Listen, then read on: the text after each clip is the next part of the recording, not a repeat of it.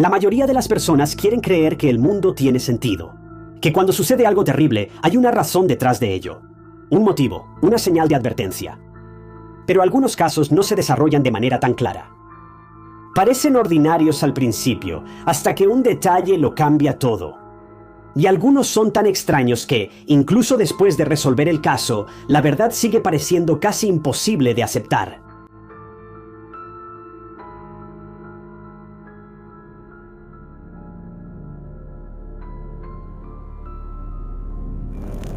En una noche tranquila de mayo de 2013, una mujer dejó el pago de su renta y se preparó para dormir, lista para terminar el día. Fue captada por la cámara tranquila, sola y sin sospechar nada. Pero para la mañana, ella había desaparecido sin dejar rastro. Lo que siguió fue un caso escalofriante de confianza traicionada, secretos ocultos a simple vista y una verdad mucho más oscura de lo que cualquiera imaginaba. Maribel Ramos era una chica muy decidida e inteligente. Ella soñaba con trabajar en las fuerzas del orden algún día. Pero Maribel también tenía una naturaleza muy maternal y se aseguraba de cuidar a sus hermanos, ya que su mamá tenía 2 trabajos. Durante la preparatoria, Maribel trabajó como guardia de seguridad en una tienda de abarrotes local, y desde ahí su pasión por una carrera en las fuerzas del orden creció aún más. Después de graduarse de la preparatoria, Maribel se unió al ejército de los Estados Unidos en 2001 y fue enviada a Irak debido a los acontecimientos que ocurrieron en ese tiempo. Maribel realizó 2 misiones de combate y fue dada de baja honorablemente en 2008. Pero Maribel no había terminado. Su sueño de convertirse en oficial de policía seguía siendo lo más importante para ella. Así que después de ser dada de baja del ejército, Maribel se inscribió en la Universidad Estatal de California, Fullerton, y ahí estaba estudiando justicia penal. También consiguió un departamento cerca del campus en el condado de Orange. Pero en ese momento, su mamá cayó gravemente enferma y Maribel dio un paso al frente, se mudó con su mamá y la cuidó hasta que, un año después, lamentablemente, su mamá falleció. Después de sufrir esta pérdida y este duelo, Maribel se dio cuenta de que no podía pagar la renta sola y que necesitaba un compañero de cuarto. Primero le preguntó a su hermana, Lucy, pero ella ya estaba establecida con su hijo y no quería mudarse a menos que fuera necesario. Así que Maribel recurrió a Internet, en particular a Craigslist, y publicó un anuncio buscando un compañero de cuarto, como hacen muchas personas. Muy pronto, Maribel se toparía con un tipo llamado Kwang Choi Joy, o Casey Joy, y parecía ser el compañero perfecto. Era relajado, se llevaba bien con todos, y tenía 50 y tantos años en ese momento. Tenía un Yorkie de 10 libras y estaban buscando un lugar donde quedarse mientras Casey encontraba trabajo. Maribel y Lucy trabajaron juntas para ayudar a Maribel a elegir un compañero de cuarto, y después de todo, eligieron a Casey. Los 3 se reunieron para conocerse en persona, y por lo que parecía, Maribel había encontrado al compañero de cuarto perfecto, así que el trato estaba hecho. Maribel y Casey se convirtieron en compañeros de cuarto y todo iba bastante bien, al menos por lo que cualquiera podía notar. Casey no era molesto, no se quejaba por las cosas y era prácticamente el compañero de cuarto perfecto que Maribel podía pedir. Maribel y Casey, ya que vivían juntos, también se hicieron buenos amigos. Pasaban el rato en el departamento, cenaban juntos, sacaban a pasear a sus perros juntos e incluso salían frecuentemente. Eran compañeros de cuarto que se convirtieron en mejores amigos.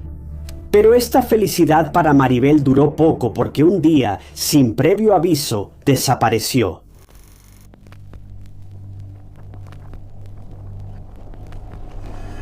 Era el 3 de mayo de 2013 y los seres queridos de Maribel no dejaban de llamarla.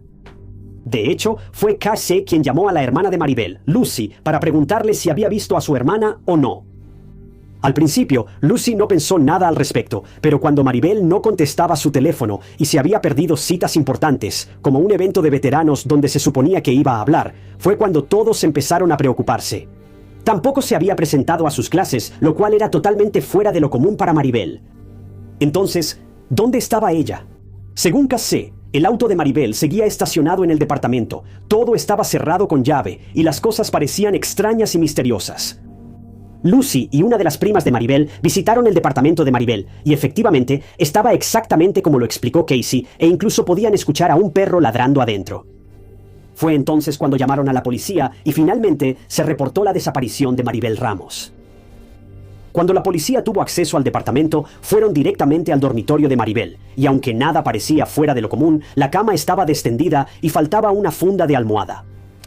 Esto llamó la atención de Lucy de inmediato porque Maribel estaba en el ejército y era muy estricta con tender su cama y seguir una rutina.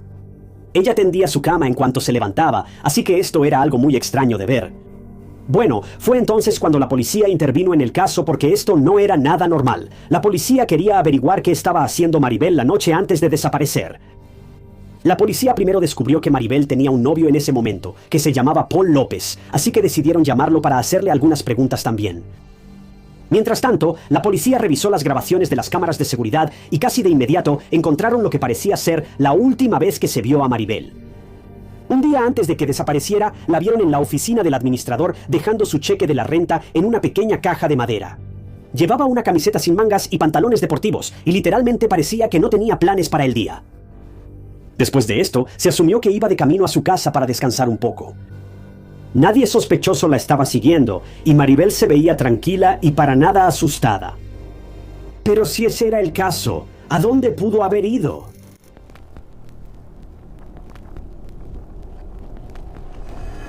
Para ese momento, la policía ya había localizado a Paul, su novio, y empezaron a hacerle preguntas bastante inusuales sobre su relación con Maribel. Paul afirmó que él y Maribel no eran exclusivos, salían juntos, pero también salían con otras personas. Su relación era muy reciente, así que realmente no se habían comprometido el uno con el otro todavía. Cuando la policía verificó dónde estaba Paul, en el momento en que Maribel fue vista por última vez, él estaba en el trabajo, y eso fue confirmado. Además, Paul tampoco daba mala espina. Él estaba preocupado por Maribel y fue muy cooperativo con la policía y les dijo que la última vez que habló con ella fue el 2 de mayo por teléfono. Pero Paul sí dijo algo que llevó las sospechas de la policía en una dirección completamente diferente. Él desconfiaba mucho de Cassie, la compañera de cuarto de Maribel y la persona que reportó su desaparición. Bueno, para el mundo exterior y para nosotros, Cassie era la compañera de cuarto perfecta. Pero digamos que esa imagen pronto cambiaría bastante, porque Casey definitivamente no era una compañera de cuarto ejemplar. De hecho, Maribel y Cassie estaban teniendo muchísimos problemas mientras vivían juntas. Al principio, Maribel pensó que había tenido muchísima suerte en Craigslist cuando encontró a Casey como compañera de cuarto. Y al principio, las cosas iban bien. Casey era solo un chico solitario sin amigos, y Lucy y Maribel de alguna manera sentían lástima por él, así que empezaron a incluirlo en eventos familiares como una forma de ayudarlo a combatir su soledad. Sin embargo, nunca se imaginaron que las cosas tomarían tal giro, porque para Casey, Maribel era el amor de su vida. Se enamoró de ella al instante. Se enamoró perdidamente de ella tan rápido y tan intensamente que no podía pensar con claridad. Al principio solo quería un compañero de cuarto, pero para él había encontrado al amor de su vida. Casey incluso habló por teléfono con Lucy y le confesó su amor por Maribel. Dijo que quería casarse con ella y formar una familia y un hogar juntos. Lucy se quedó en una posición muy incómoda. O sea, claro, le caía bien Casey, pero nunca en su vida lo vio como un posible cuñado. Lucy incluso llamó a Maribel después de eso y le contó todo, y decir que Maribel estaba sorprendida es quedarse corto. Maribel de verdad nunca vio a Casey de esa manera. Ella sinceramente pensaba que Casey y ella solo eran buenos amigos. Eso es todo.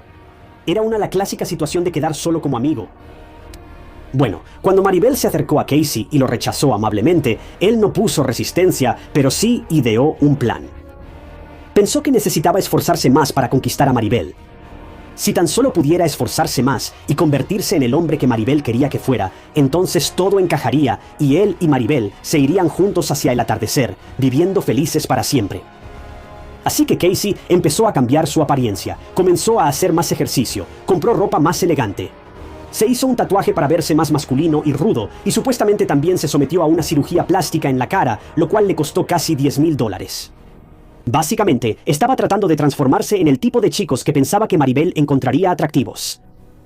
También empezó a colmar a Maribel de regalos, caros, e incluso le prometió llevarla de crucero en las vacaciones. Para este punto, era claro que Casey estaba perdiendo el control. Estaba tan profundamente enamorado de la mujer que literalmente no tenía ningún interés en él. A simple vista era desgarrador, pero pronto se volvió inquietante.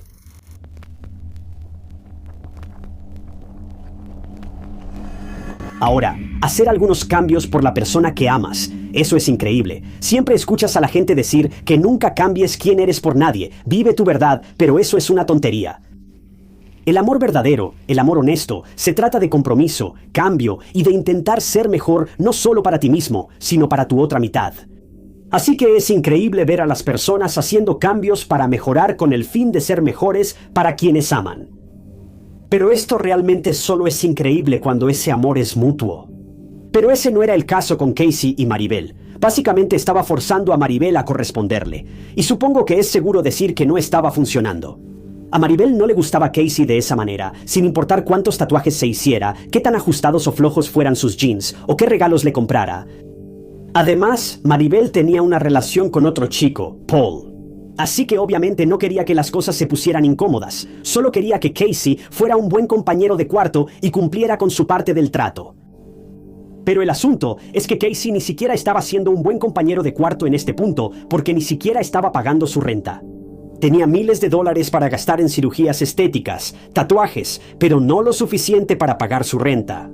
Por esto, las tensiones aumentaron cada vez más, y de repente Maribel pasó de amar a Casey como compañero de cuarto a absolutamente despreciarlo porque no pagaba su renta. De hecho, fue Maribel quien una vez llamó a Paul durante una discusión con Casey, y la llamada estaba en altavoz. Maribel estaba muy enojada con Casey, y seguía diciéndole a Paul que ya era suficiente y que iba a sacar a Casey. Maribel había estado encima de Casey durante las últimas semanas, exigiéndole que empacara sus cosas y se fuera si no iba a pagar la renta. Y Paul incluso se ofreció a venir y ayudar a Maribel si Casey le estaba causando algún tipo de problema. Maribel se negó, diciendo que ella lo manejaría sola, y básicamente así terminó la llamada. Luego, la policía descubrió otro detalle escalofriante. Fue una llamada hecha al 911 aproximadamente 2 semanas antes de que Maribel desapareciera. Y la llamada fue hecha nada menos que por Maribel, y en la llamada se nota que suena asustada y angustiada, y para decirlo claramente, Maribel tenía miedo de su compañera de cuarto, Casey, y ella quería que todo el incidente quedara documentado. Durante esa llamada, Maribel explicó que estaba harta de su compañero de cuarto y que le tenía miedo. Se supone que durante esa discusión, Casey hizo o dijo algo que hizo que Maribel se sintiera nerviosa y asustada, y ahora ella estaba contemplando lastimar a Casey en un acto de defensa propia. Si eso no es una señal de alerta, no sé qué lo sea. Maribel había estado teniendo problemas con Casey por lo persuasivo que era con ella.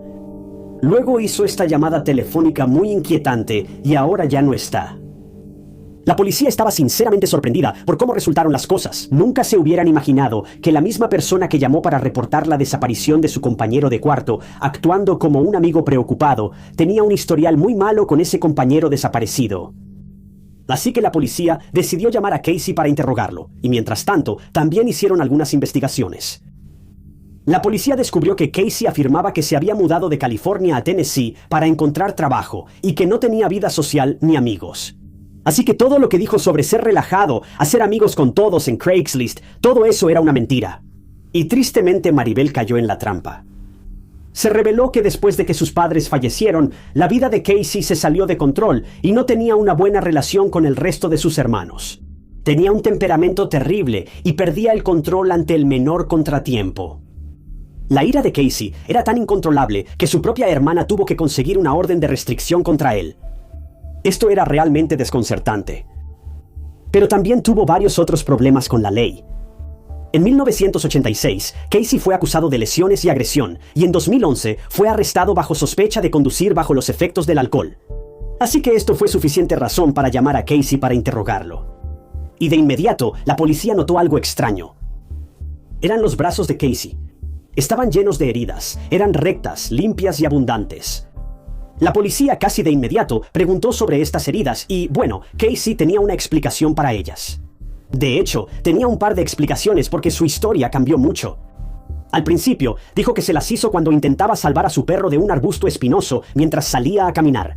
Pero algún tiempo después, les dijo a los detectives que se lastimó como resultado de un incidente de pesca donde se le enredaron los brazos en el sedal mientras hacía algo.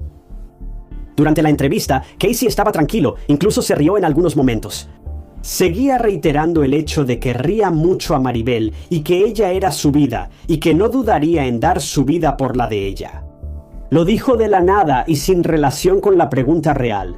Fue realmente extraño.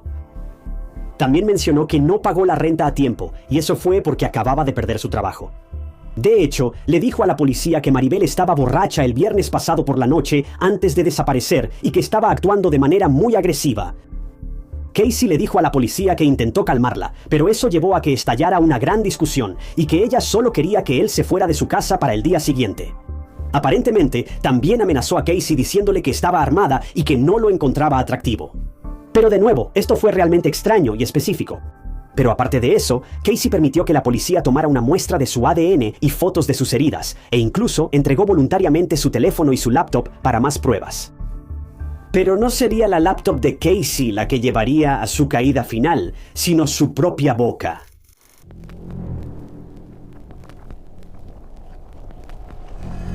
Ahora que Casey no tenía su teléfono ni su laptop con él, empezó a visitar la biblioteca local para publicar en Yelp, y especialmente creó una cuenta con una foto de perfil de él y Maribel en una salida nocturna.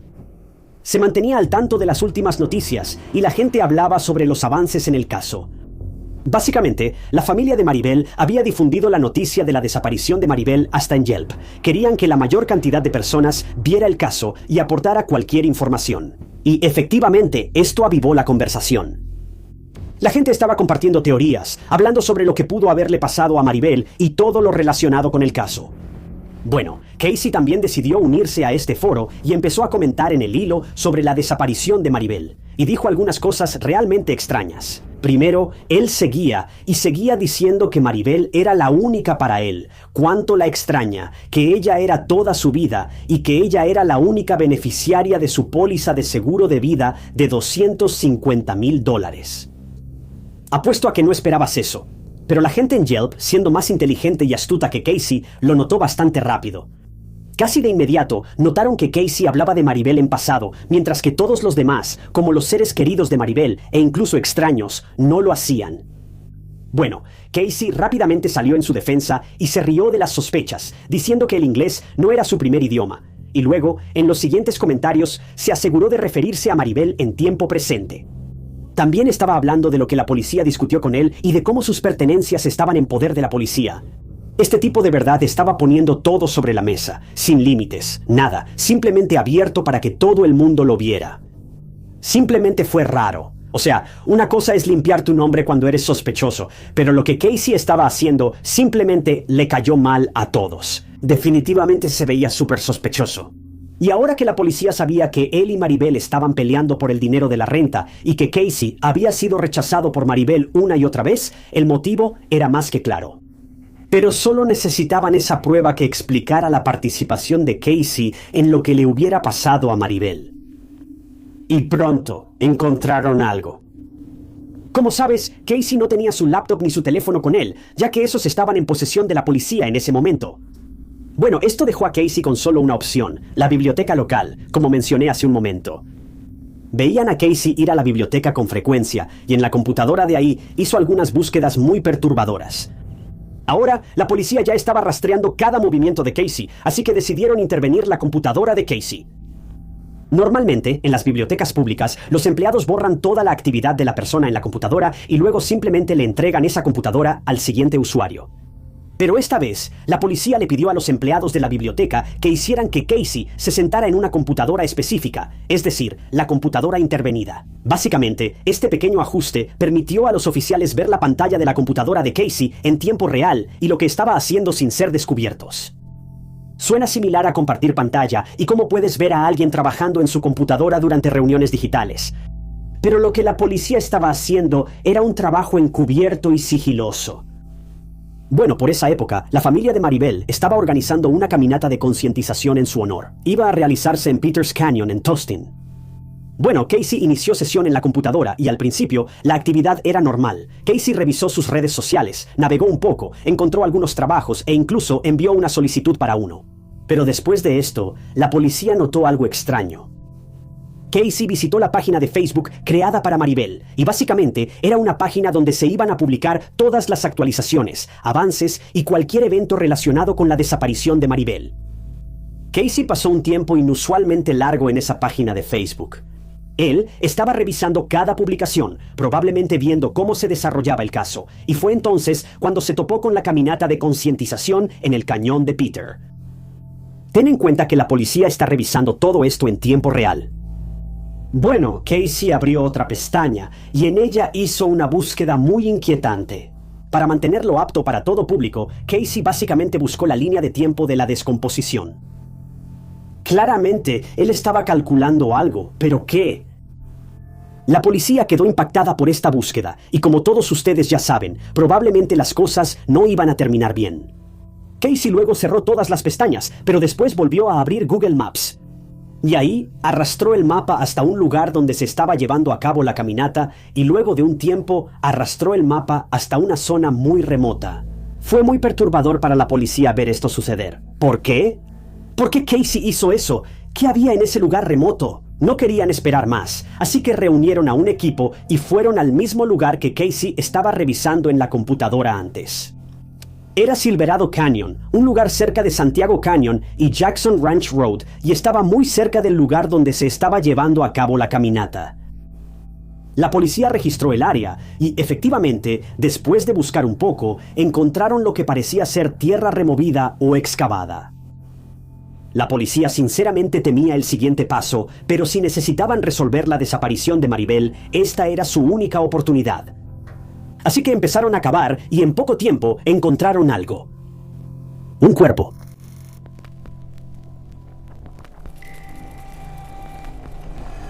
Desafortunadamente, después de desenterrar los restos que la policía acababa de descubrir, fueron identificados como Maribel Ramos gracias a un tatuaje en su espalda. Pero el problema era que estábamos a mediados de mayo en California y las temperaturas eran abrasadoras. Y como resultado de esto, los forenses no pudieron determinar la causa de muerte de Maribel. Pero se estimó que perdió la vida la misma noche en que fue vista por última vez. Así que la policía llamó a Casey para interrogarlo una vez más, y esta vez sabían que tenían a su sospechoso y lo bombardearon con preguntas. Pero ahora, Casey ya no era el tipo sonriente. No le gustó este cambio de actitud ni la presión de la policía y simplemente dejó de cooperar por completo. Pidió irse, y así lo hizo, hasta que fue arrestado por cargos de asesinato y llevado de regreso a la estación poco después. Curiosamente, cuando Casey fue arrestado, llevaba las placas de identificación militar de Maribel. Esto era algo que Maribel usaba todo el tiempo y ahora estaban en el cuello de Casey. Se puede decir que los investigadores se sorprendieron al ver esto tan perturbador. Y aunque Casey estaba esposado, seguía negando tener alguna relación con el caso de Maribel, así que era un caso perdido. Les correspondía a los detectives elaborar una línea de tiempo de lo que pudo haber sucedido. Creían que después de que Maribel fue vista dejando su renta en la oficina del administrador alrededor de las 10:30 p.m., ella estaba en su ropa de dormir y luego regresó a casa donde Casey todavía estaba ahí. Luego se cree que surgió una discusión sobre la renta una vez más, y en lugar de que Casey se fuera al final del mes, Maribel quería que se fuera al día siguiente. Ante este ultimátum, Casey sintió una creciente oleada de enojo. Primero, Maribel lo rechazó, y ahora lo estaba echando de la casa. La policía creía que cuando Maribel se fue a dormir, fue cuando Casey llevó a cabo su malvado plan. No sabemos qué hizo, pero al final, Maribel, quien era más que capaz de protegerse de un ataque común, no pudo salvarse. Luego, Casey enterró su cuerpo en una fosa poco profunda en Silverado Canyon. Y para llegar al área donde encontraron a Maribel, había alambre de púas, así que las heridas en los brazos de Casey pudieron haber sido causadas por ese alambre de púas, así como por las manos y los dedos de Maribel durante el forcejeo en la casa. Aunque no había pruebas de ADN que vincularan a Casey con el crimen, era un caso bastante sólido para condenar a Casey por el asesinato de Maribel. Por ejemplo, si él no cometió el crimen, entonces ¿cómo sabía dónde estaría su cuerpo? Al final, Casey fue sentenciado a cadena perpetua, con un mínimo de 15 años. Él siguió manteniendo su inocencia hasta el final, incluso escribió cartas al jurado, suplicando otro juicio, pero su condena se mantuvo tal como estaba. Este fue un caso realmente trágico. Pensar que Maribel, una veterana del ejército con grandes habilidades de combate, fue asesinada por alguien que llevó su obsesión al siguiente nivel. Maribel no sabía que estaba dejando quedarse con ella a alguien que sería un peligro para ella y su refugio seguro. Y al final, este fue el mismo lugar donde fue llevada directamente a las manos de la muerte.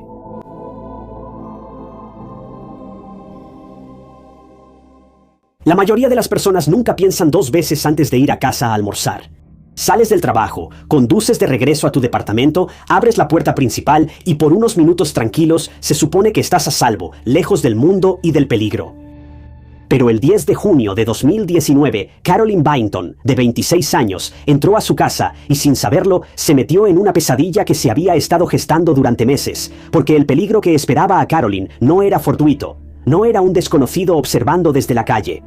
Era alguien lo suficientemente cercano como para conocer su rutina, lo suficientemente cercano como para saber cuándo regresaría y lo suficientemente cercano como para asegurarse de que nunca saliera. Carolyn Iris Byington nació en Morristown, Nueva Jersey, hija de Robert y Jennifer. También tenía una hermana llamada Caitlin, y cuando Carolyn era niña, le diagnosticaron una condición médica conocida como malformación de Chiari. La malformación de Chiari es un trastorno en el que parte del tejido cerebral se extiende hacia el canal espinal, generalmente debido a una anomalía en la forma o el tamaño del cráneo. Esto puede ejercer una presión grave sobre el cerebro y la columna vertebral. Ahora bien, también puede causar una gran cantidad de síntomas terribles, pero no está claro exactamente cuánto afectaba esta condición a Carolyn en su vida diaria. Pero en 2008 se sometió a una cirugía para tratarla, y afortunadamente esa cirugía fue un éxito. Y 3 años después se graduó de Rich High School en 2011. Después de eso, se inscribió en el Lafayette College en Pensilvania, donde obtuvo títulos en asuntos internacionales, antropología y sociología en 2015. Ahora, durante la universidad, Carolyn también estudió en el extranjero en Japón y Alemania, y esto tenía mucho sentido para ella porque tenía un profundo amor por los viajes y por experimentar el mundo más allá del lugar donde creció. También le encantaba la música y fue voluntaria en organizaciones como la Sociedad Americana contra el Cáncer y la Liga Juvenil del Gran Princeton.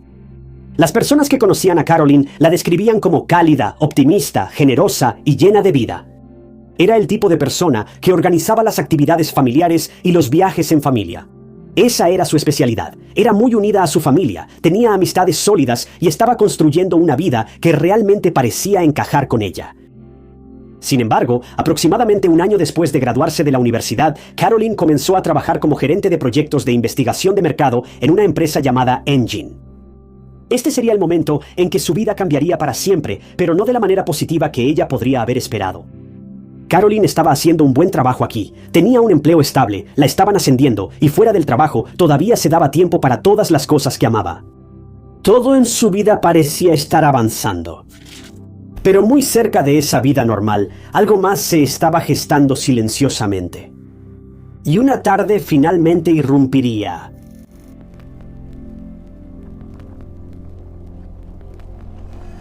El 10 de junio de 2019 comenzó como un día de trabajo normal para Carolyn. En ese momento, ella vivía en el complejo de apartamentos Hunters Glen, cerca de Plainsboro Road, en Nueva Jersey. Esa mañana, se levantó, se preparó el desayuno, se arregló y se fue a trabajar como de costumbre. Ese día no preparó almuerzo, porque ya había planeado ir a casa durante su hora de comida. Normalmente, ella almorzaba cerca de la oficina o en la misma oficina, pero ese día en particular quería ir a casa, comer ahí y hacer algunos mandados antes de regresar.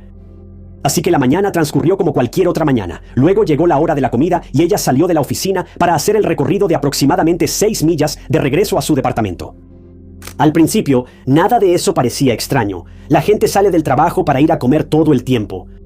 Pero luego terminó la hora de la comida y Carolyn no regresó. Luego dieron las 3 de la tarde y aún nada.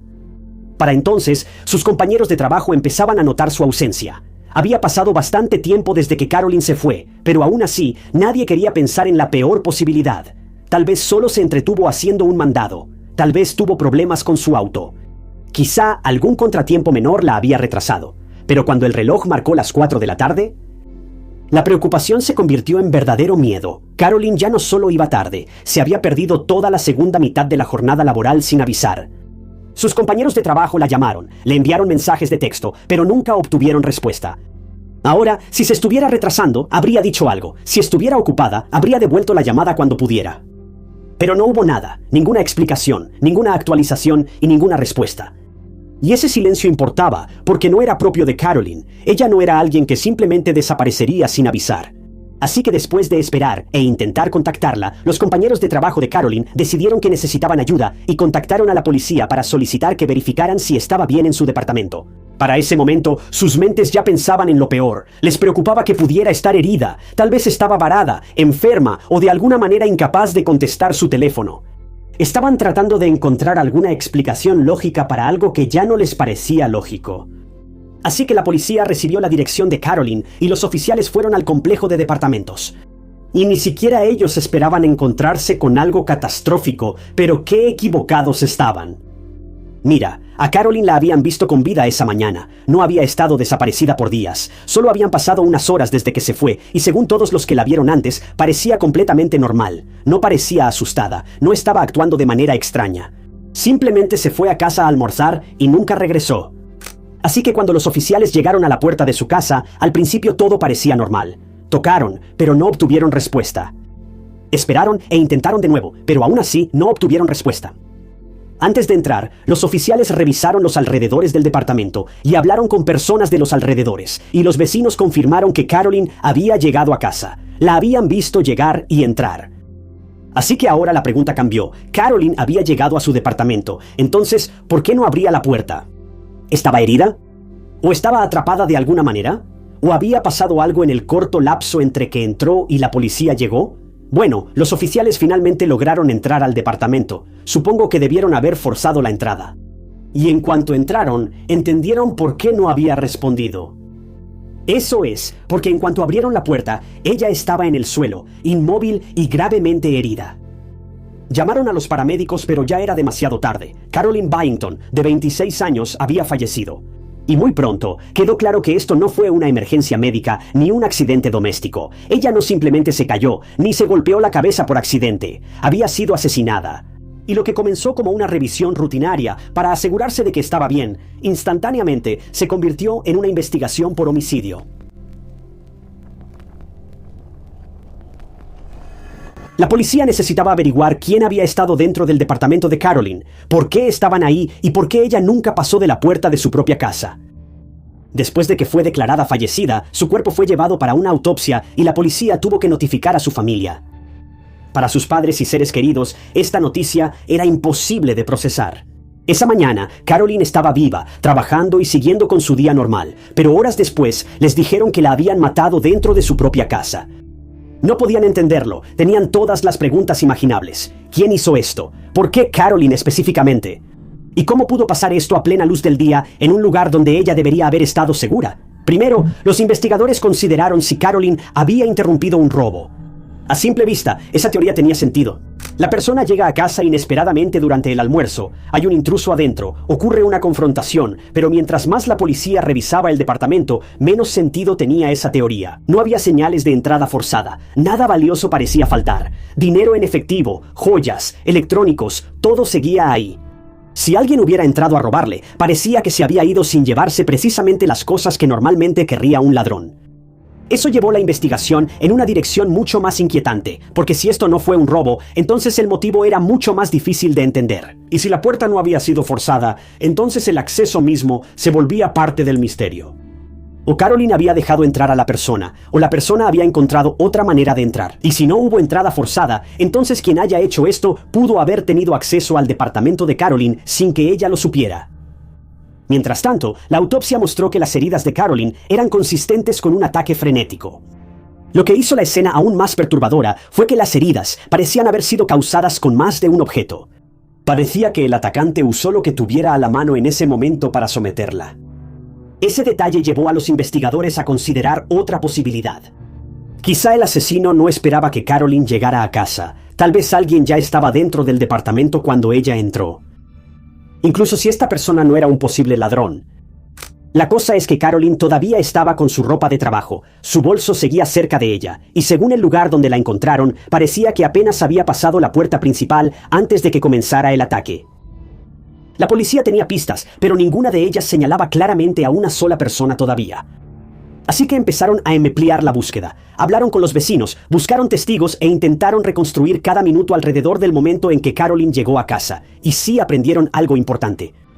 Algunos vecinos, incluyendo uno que vivía debajo de Carolyn, reportaron haber escuchado los gritos de una mujer provenientes de su departamento alrededor de la 1 de la tarde. También describieron sonidos como si estuvieran moviendo muebles pesados. Y el momento era crucial porque coincidía casi exactamente con la hora en que Carolyn habría llegado a casa para almorzar. Pero no identificó al atacante, aunque sí le indicó a los investigadores que algo violento ocurrió casi inmediatamente después de que Carolyn entró por la puerta. La policía también recuperó evidencia de ADN del departamento, y esto fue una pista importante, porque si podían conectar el ADN con la persona correcta, finalmente podrían tener una vía para realizar un arresto. Así que los investigadores revisaron a los posibles sospechosos y compararon las muestras. Pero uno por uno, los nombres fueron descartados. El ADN no coincidía con las personas que estaban investigando. Y cada vez que otra posibilidad se descartaba, el caso se volvía aún más frustrante.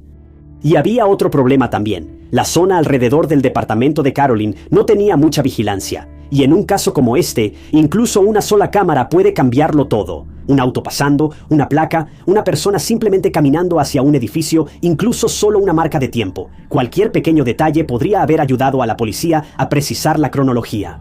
Pero con muy pocas grabaciones disponibles cerca de su casa, los investigadores tuvieron que depender mucho de las declaraciones de testigos, datos telefónicos y comportamientos que, en retrospectiva, de repente parecían sospechosos.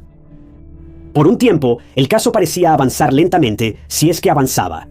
Los investigadores tenían pruebas, pero no una respuesta. No tenían ninguna respuesta. Tenían una línea de tiempo, pero no un rostro. Y tenían una escena violenta, pero ninguna razón clara de por qué Carolyn habría sido atacada. Y entonces surgió una pista del lugar que Carolyn había dejado esa tarde, su lugar de trabajo, Engine. Verás, la muerte de Carolyn obviamente había devastado la oficina. Sus compañeros de trabajo fueron incluso quienes primero se dieron cuenta de que algo andaba mal, porque conocían lo suficiente a Carolyn como para entender que su silencio no era normal en ella. Y ahora entendían por qué no había respondido llamadas ni mensajes. Todos en Engine la conocían y había estado en la empresa por casi 3 años y durante ese tiempo había recibido múltiples ascensos. Era querida y respetada. Y ahora su oficina estaba aterrorizada. Pero mientras la gente repasaba mentalmente lo ocurrido ese día, un detalle comenzó a destacar. Carolyn no fue la única persona que salió de la oficina ese día aproximadamente a la misma hora. Alguien más también se había ido. Y después de que Carolyn fue encontrada sin vida, el comportamiento de esa persona empezó a generar muchas sospechas. Durante la investigación, la policía recibió una llamada de alguien relacionado con el lugar de trabajo de Carolyn y esta información resultó preocupante de inmediato. Según la persona que habló con la policía, otro empleado de Engine se había ido a almorzar casi al mismo tiempo que Carolyn, y ahora ese empleado estaba actuando de manera extraña. Eso llamó la atención de los investigadores. Sin embargo, aún no era suficiente para probar nada, pero en un caso donde la línea de tiempo era tan importante, la coincidencia no podía ser ignorada. Ese empleado era Kenneth Saul, de 30 años. Kenneth trabajaba como contador en Engine y había empezado en la empresa más o menos al mismo tiempo que Carolyn. Para las personas a su alrededor, Kenneth no parecía un sospechoso obvio. Estaba casado, tenía una hija pequeña, lo describían como una persona tranquila, amigable y modesta. Se había casado con su novia de la preparatoria y la familia vivía aproximadamente a 1 hora de distancia, en Lindenwold. Pero después del asesinato de Carolyn, el comportamiento de Kenneth cambió. No parecía triste ni afectado como sus compañeros de trabajo podrían haber esperado. Parecía nervioso, quizá incluso asustado, casi como si estuviera esperando que algo sucediera, y luego empezó a hacer preguntas extrañas sobre la investigación. En particular, parecía interesado en saber si las pruebas circunstanciales podían llevar a un arresto. Sacaba el tema del caso en conversaciones que ni siquiera tenían que ver con Carolyn, y mientras más hablaba, más gente se fijaba en él. Porque el duelo puede verse de muchas maneras diferentes. El shock puede parecer extraño. Las personas pueden actuar de forma incómoda después de algo traumático, pero el comportamiento de Kenneth no parecía solo incómodo. Parecía que estaba tanteando qué tan cerca estaba la policía.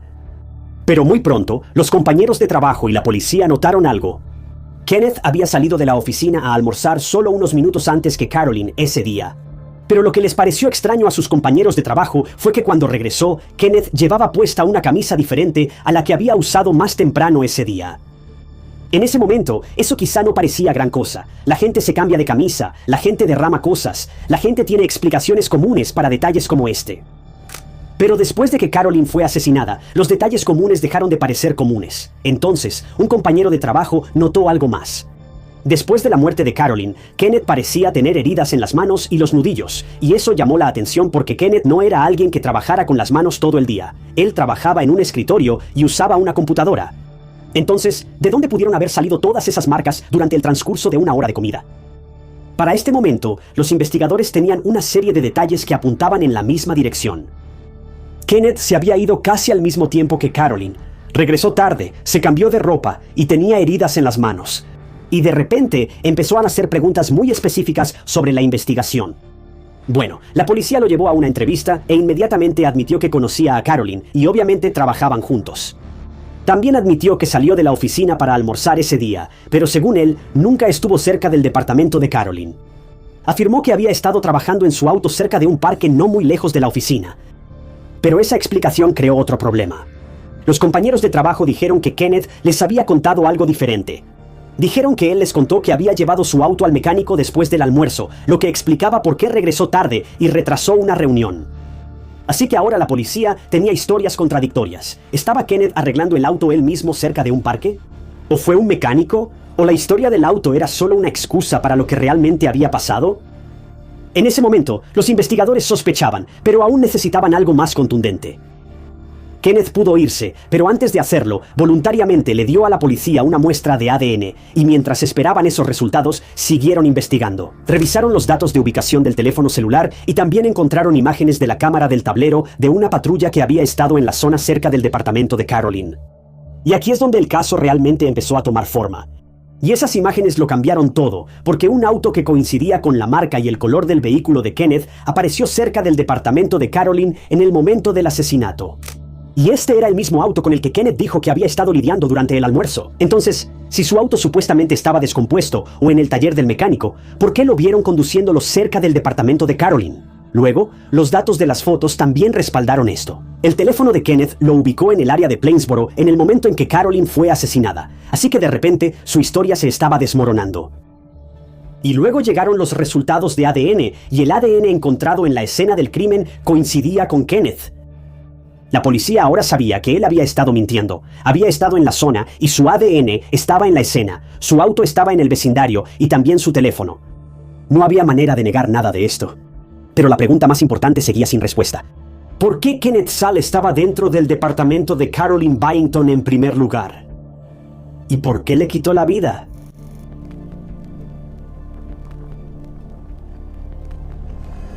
La respuesta a todas estas preguntas que tenía la policía fue más perturbadora de lo que cualquiera esperaba.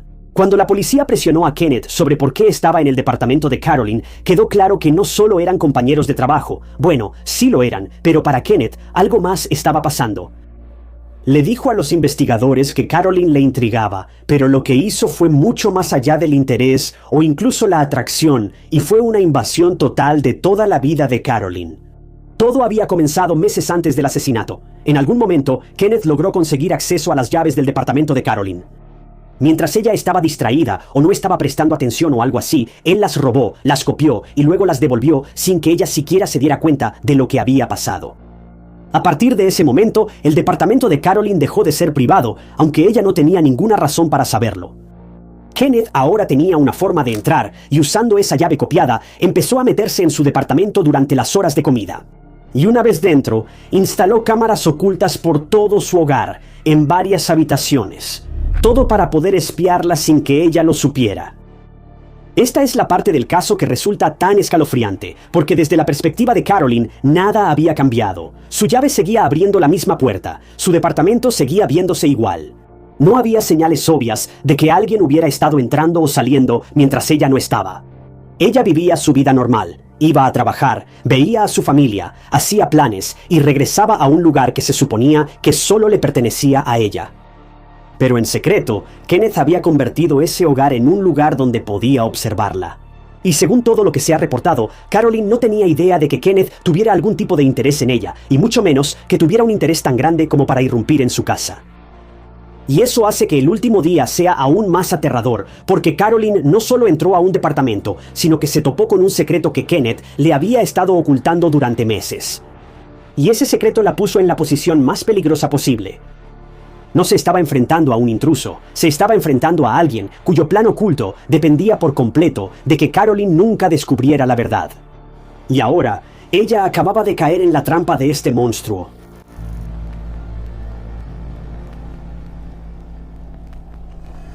El 10 de junio de 2019, Kenneth cometió un error que expuso todo. Salió del trabajo durante el almuerzo y fue al departamento de Carolyn, aparentemente interesado en instalar más cámaras ocultas. Usó esa llave copiada para entrar, igual que lo había hecho antes, pero esta vez Carolyn también decidió regresar a casa para almorzar ese día. Ya sea que Kenneth supiera que eso era una posibilidad o simplemente se equivocó en sus cálculos, Carolyn llegó mientras él todavía estaba adentro. Escuchó la puerta, escuchó la cerradura, y en ese momento supo que estaba a punto de ser descubierto por la mujer a la que había estado acosando. Así que Kenneth se escondió detrás de la puerta principal, pero no tenía a dónde ir. Cuando Carolyn entró y se volteó para cerrar la puerta, lo vio a su compañero de trabajo parado dentro de su departamento sin haber sido invitado. Con la verdad supuestamente expuesta, Kenneth no huyó, no confesó y no aceptó que sus propias acciones finalmente lo habían alcanzado. En cambio, atacó a Carolyn y los investigadores creen que usó los objetos que había traído para todo el asunto de las cámaras, junto con lo que tuviera a la mano para someterla. La vida de Carolyn terminó porque Kenneth no quería que ella denunciara lo que él había hecho. El hombre que trabajaba en el mismo lugar que ella la observaba desde lejos, copió sus llaves, entró a su casa, la grabó en secreto y la mató cuando ella descubrió la verdad. Después, Kenneth huyó del departamento, se puso ropa limpia, luego regresó al trabajo e intentó actuar como si simplemente hubiera estado ausente arreglando su auto.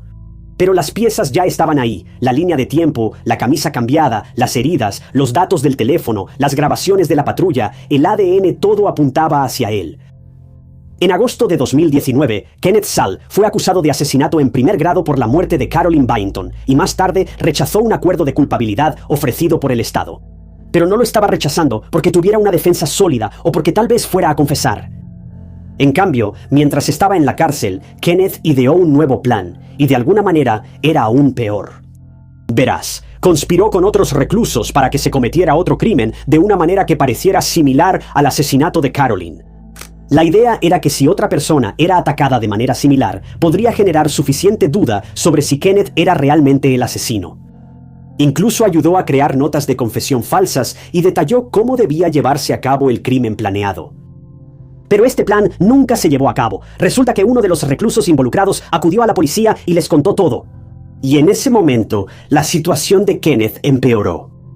Finalmente, él se declaró culpable de todos los cargos en su contra. Al final, fue sentenciado a 55 años de prisión, pero todos sabemos que la buena conducta puede ayudar mucho. Y aunque 55 años suena como una sentencia razonable, probablemente salga en la mitad de ese tiempo. Esa es la aterradora realidad del sistema de justicia estadounidense. Lo que hace que el caso de Carolyn sea aún más aterrador es la forma en que ella simplemente estaba teniendo un día normal, regresando a casa para almorzar. Ella no se había estado juntando con malas personas, no había empezado a salir con alguien que fuera secretamente malvado, no había hecho nada para que a alguien le cayera mal. Ella solo estaba viviendo como cualquier persona. Por lo que entiendo, ella apenas conocía a este tal Kenneth, y ciertamente no lo suficiente como para sospechar que él se estaría metiendo a su casa día tras día, grabándola en sus momentos más privados. Hasta donde ella sabía, solo estaba viviendo su vida privada como de costumbre, pero este hombre, él estuvo ahí detrás de escena todo el tiempo, esperando, observando y calculando. La vida de Carolyn era completamente normal, hasta que un día dejó de serlo. Y cuando finalmente vio la verdad parada detrás de la puerta de su casa, Kenneth Saul se aseguró de que nunca tuviera la oportunidad de contárselo a nadie.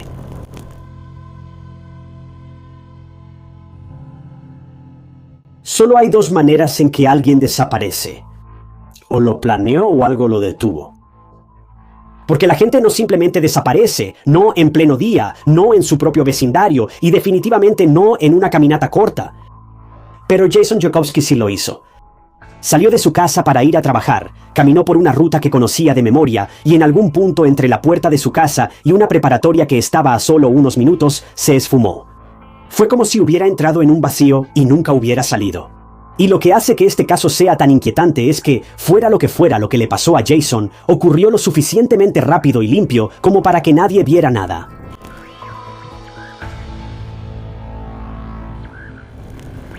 Jason Joukowsky no simplemente desapareció, era exactamente el tipo de persona que esperarías que llegara a casa. Era tranquilo, responsable y el tipo de chico que hacía todo lo posible por ayudar a los demás.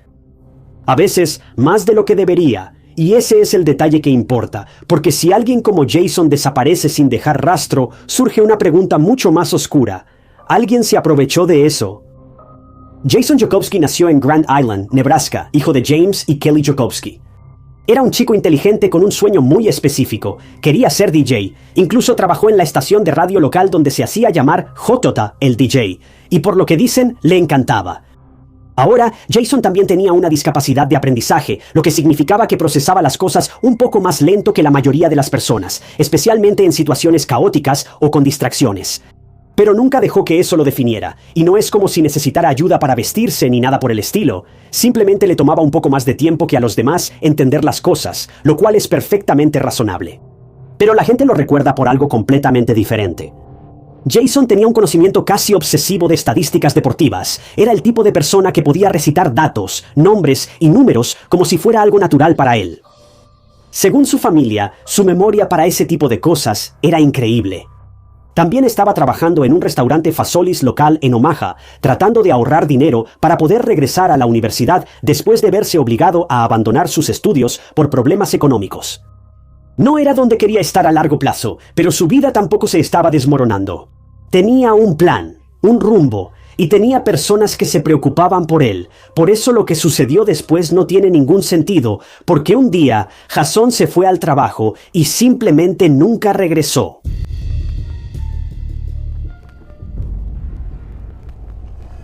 Era el 13 de junio de 2001 y la última vez que vieron a Jason fue cuando salió de su casa en la calle 48 y Pinckney, en el vecindario Benson de Omaha.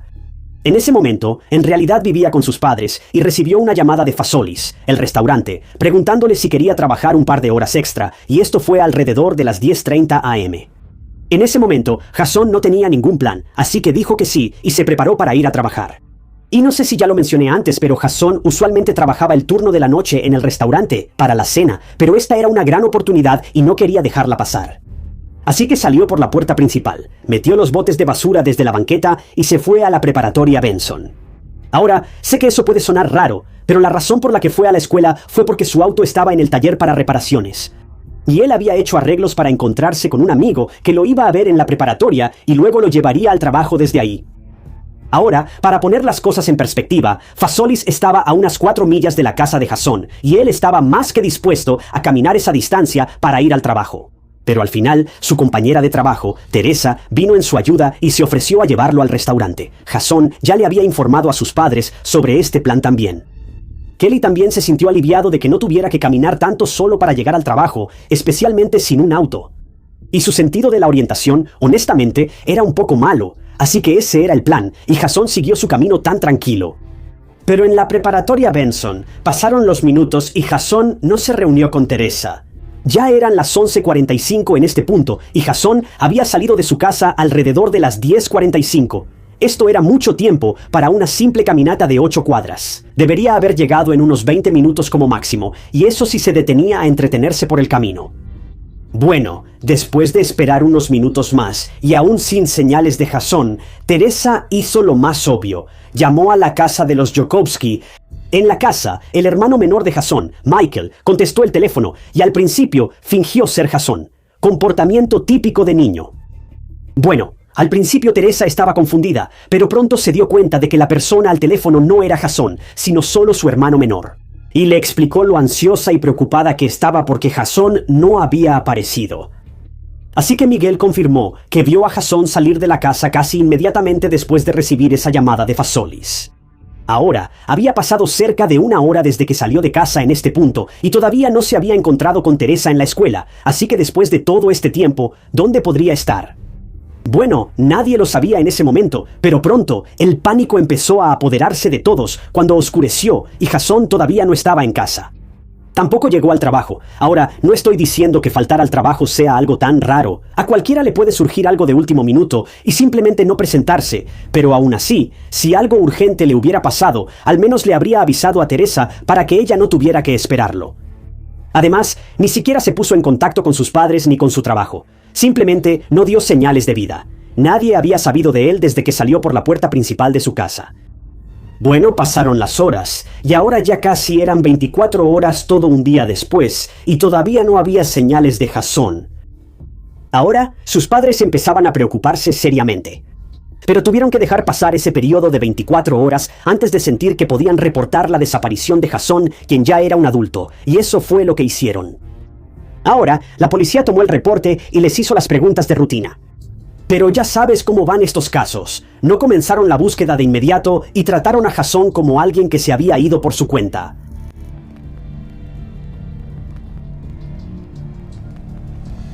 La familia de Jason se sentía desesperada en esta situación, principalmente porque la policía no estaba realizando búsquedas inmediatas ni siguiendo el protocolo.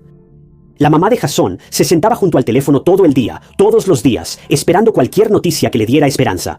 No quitaba la vista de la puerta principal, estaba asustada por su hijo.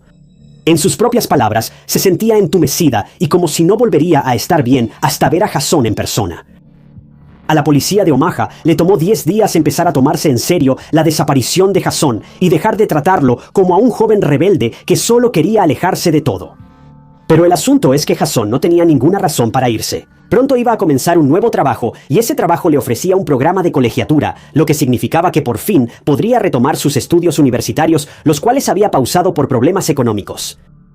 Su vida estaba mejorando. O sea, claro, no era lo ideal en ese momento porque había dejado la universidad, pero había una luz al final del túnel. Entonces, ¿por qué dejaría todo lo que estaba a punto de comenzar y simplemente se iría a otro lugar? ¿Y a dónde iría siquiera?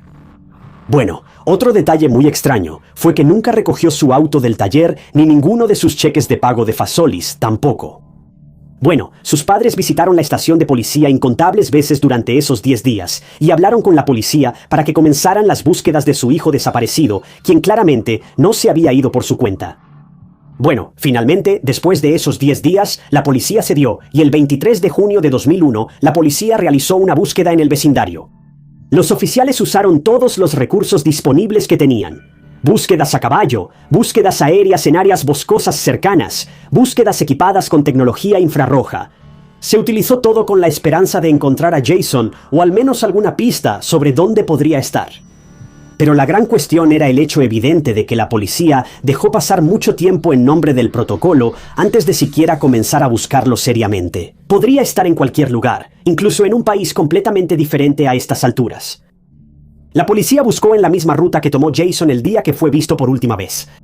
Pero no había señales de nada. Jason básicamente había desaparecido y se esfumó por completo. La policía incluso habló con Teresa, y ahora no sospechaban de Teresa como tal, pero necesitaban seguir todas las pistas disponibles en ese momento. También hablaron con sus empleadores y compañeros de trabajo para ver si había algo sospechoso sobre él antes del día en que desapareció. Pero no había nada, y si algo le molestaba a Jason, seguro que no lo dejaba ver. Pero tomaron declaraciones de todos. Pero el caso llegó a un callejón sin salida bastante pronto. 11 días después, era 24 de junio, el cumpleaños número 20 de Jason. Pero no había nada que celebrar. Lo que debió haber sido un momento feliz y memorable para Jason y su familia, no lo fue en absoluto. 11 días antes de su cumpleaños, un joven desapareció.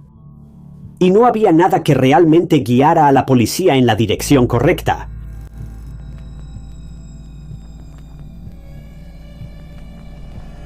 Como en cualquier caso de persona desaparecida, se estableció una línea para recibir pistas y la policía investigó activamente cada pista creíble que recibieron. La policía, así como la familia de Jason, dependían mucho del público para que proporcionaran cualquier información que tuvieran. Obviamente, también se revisaron las cámaras de vigilancia en la escuela y la policía no vio que Jason llegara a la escuela. La cámara de la escuela también fue la razón por la que Teresa fue exonerada de cualquier sospecha persistente por parte de la policía. Mira, ella fue la última persona en tener contacto con Jason y se suponía que él iba a encontrarse con ella. Pero cuando se revelaron las grabaciones de la escuela, Teresa estaba tan sorprendida por la ausencia de Jason como todos los demás. Ella realmente estaba esperando a Jason en la preparatoria y no pudo haber tenido nada que ver con la desaparición de Jason. Así que ahora una cosa ya era segura. Algo le pasó a Jason específicamente en su camino a la escuela. No sabían qué, pero necesitaban averiguarlo. Así que durante los siguientes días, la policía realizó operativos de búsqueda en grandes espacios públicos, incluyendo el Parque Estatal Mahoney. Una de las pistas que recibió la policía los llevó precisamente a ese parque porque, según la persona que dio la pista, Jason frecuentaba esa zona. Pero, de nuevo, no encontraron nada. No había pistas, ni evidencia, ni señales de que él hubiera estado alguna vez en esa zona. Toda la comunidad estaba aterrorizada en ese momento. Habían pasado semanas desde que desapareció y simplemente no había nada.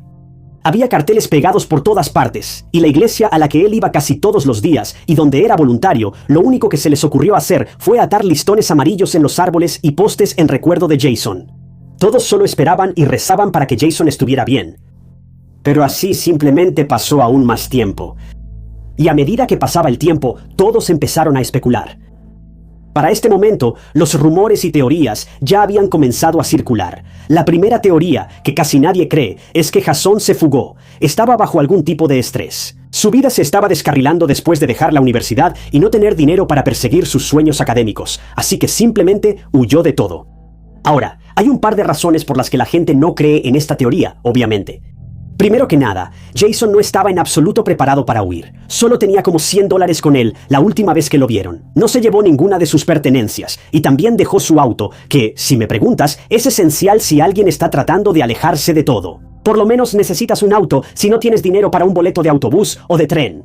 Y en realidad no tenía dinero. Además, solo se llevó su ropa de trabajo. Y en lo personal, no creo que alguien se vaya a escapar con su ropa de trabajo. El tipo solo iba a trabajar. Si alguien fuera a escapar, ¿no necesitaría otra camisa? Además, el resto de su ropa seguía en su casa. Ni siquiera empacó una bolsa para huir. Y realmente no le dio a nadie la idea de que estaba harto o cansado de algo y que quería simplemente levantarse e irse así, un miércoles cualquiera. Además, Jason amaba a su familia. Siempre ponía a su familia y seres queridos en primer lugar. Este tipo colgaba el teléfono con sus amigos para arropar a su hermanito por la noche. Si eso no demuestra que amaba a su familia, entonces no sé qué lo hace. No parece ser el tipo de persona que quisiera que su familia y seres queridos estuvieran preocupados y llenos de miedo al descubrir que había desaparecido. Simplemente no tiene sentido. Pero ese es el problema de todo este caso. Nada de esto tiene sentido.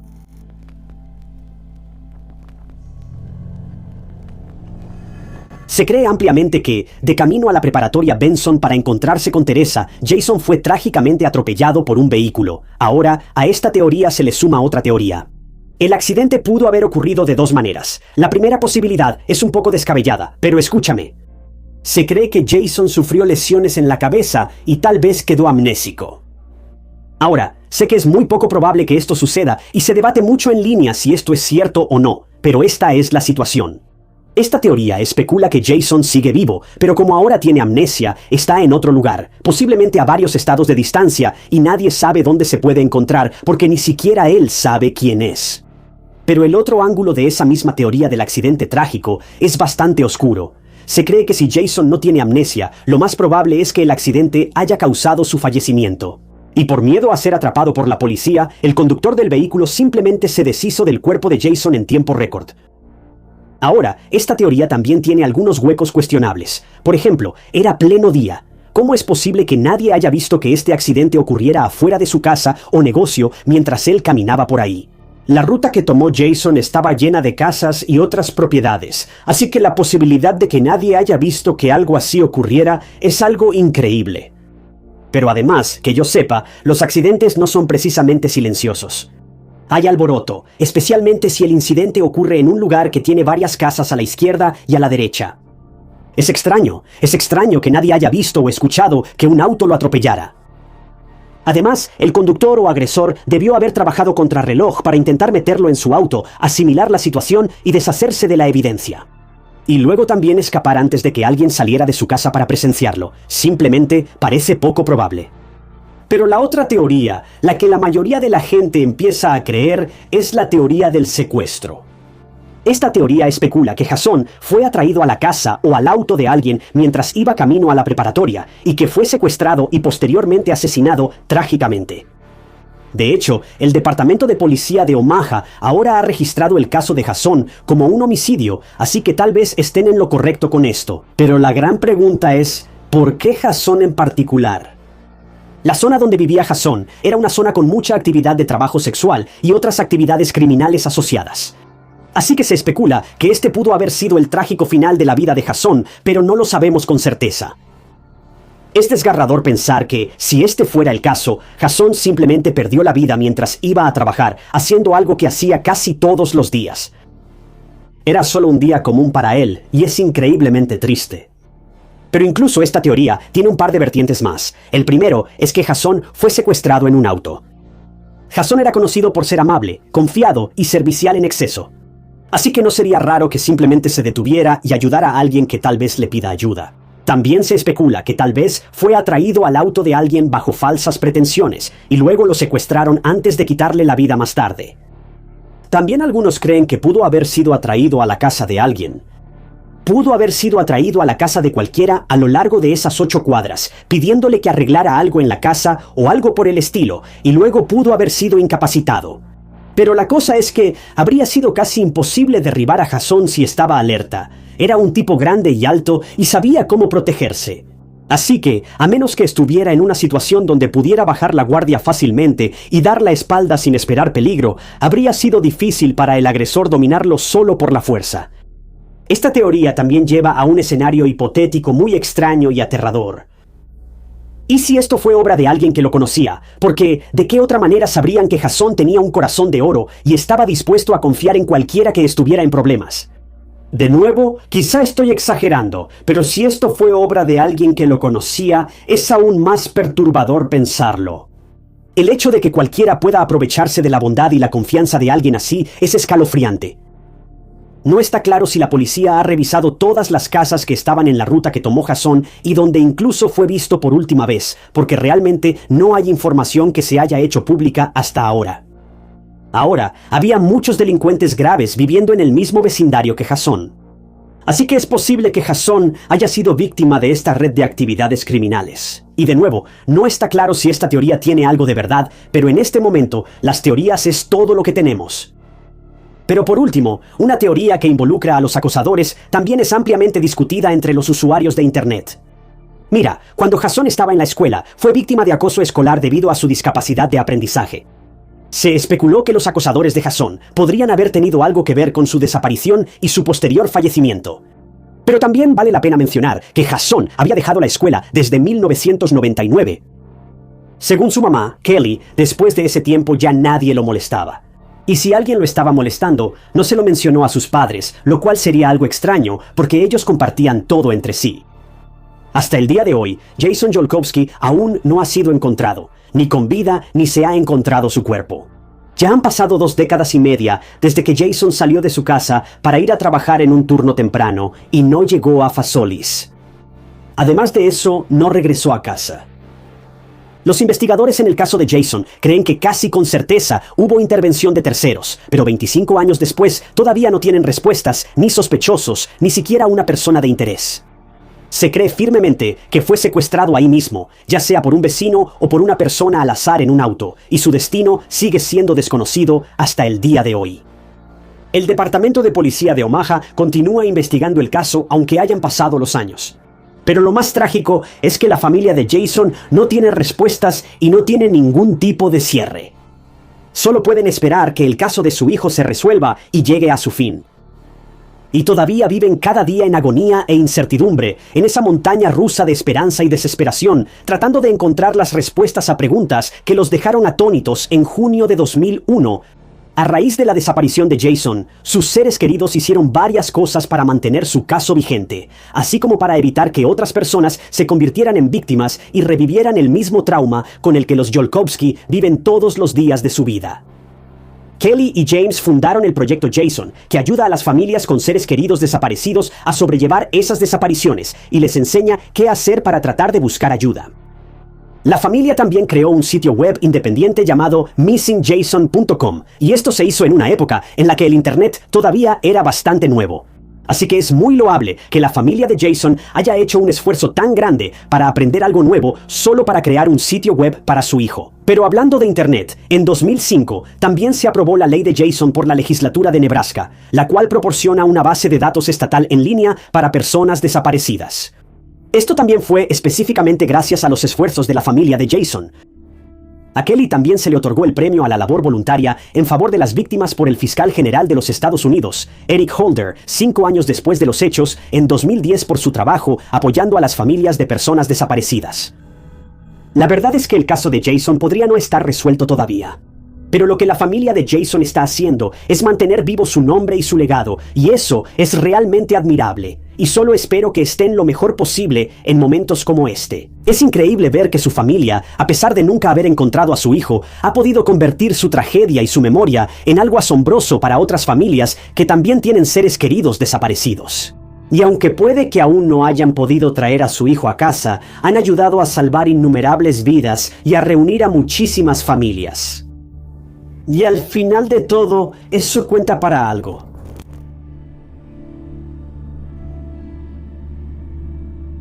Ella pensó que la estaban deteniendo por exceso de velocidad, pero fue el último error que cometería en su vida. Era poco después de Navidad. Una estudiante universitaria de 20 años conducía a casa por la noche en un tramo tranquilo de carretera en California. Ella acababa de pasar el día cuidando a su novio enfermo y llamó a sus padres para decirles que ya iba de regreso a casa. Pero nunca llegó. En cambio, su auto fue encontrado más tarde abandonado al fondo de una rampa de salida oscura, y sus llaves seguían en el encendido. Sus pertenencias seguían dentro, y su cuerpo fue encontrado debajo de un puente en un barranco. Al principio, la policía no tenía idea de quién hizo esto, pero luego sucedió algo aterrador. Las mujeres empezaron a llamar, diciendo que las habían detenido en exactamente el mismo lugar por el mismo hombre, sin ninguna razón. Y la persona que estaban describiendo no era un desconocido. Era un oficial de patrulla de caminos uniformado.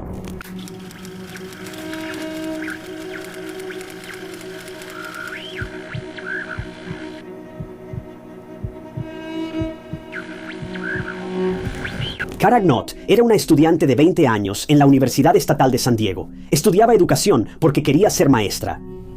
En largas caminatas con sus padres, hablaba sobre graduarse, trabajar con niños y tener una familia propia algún día.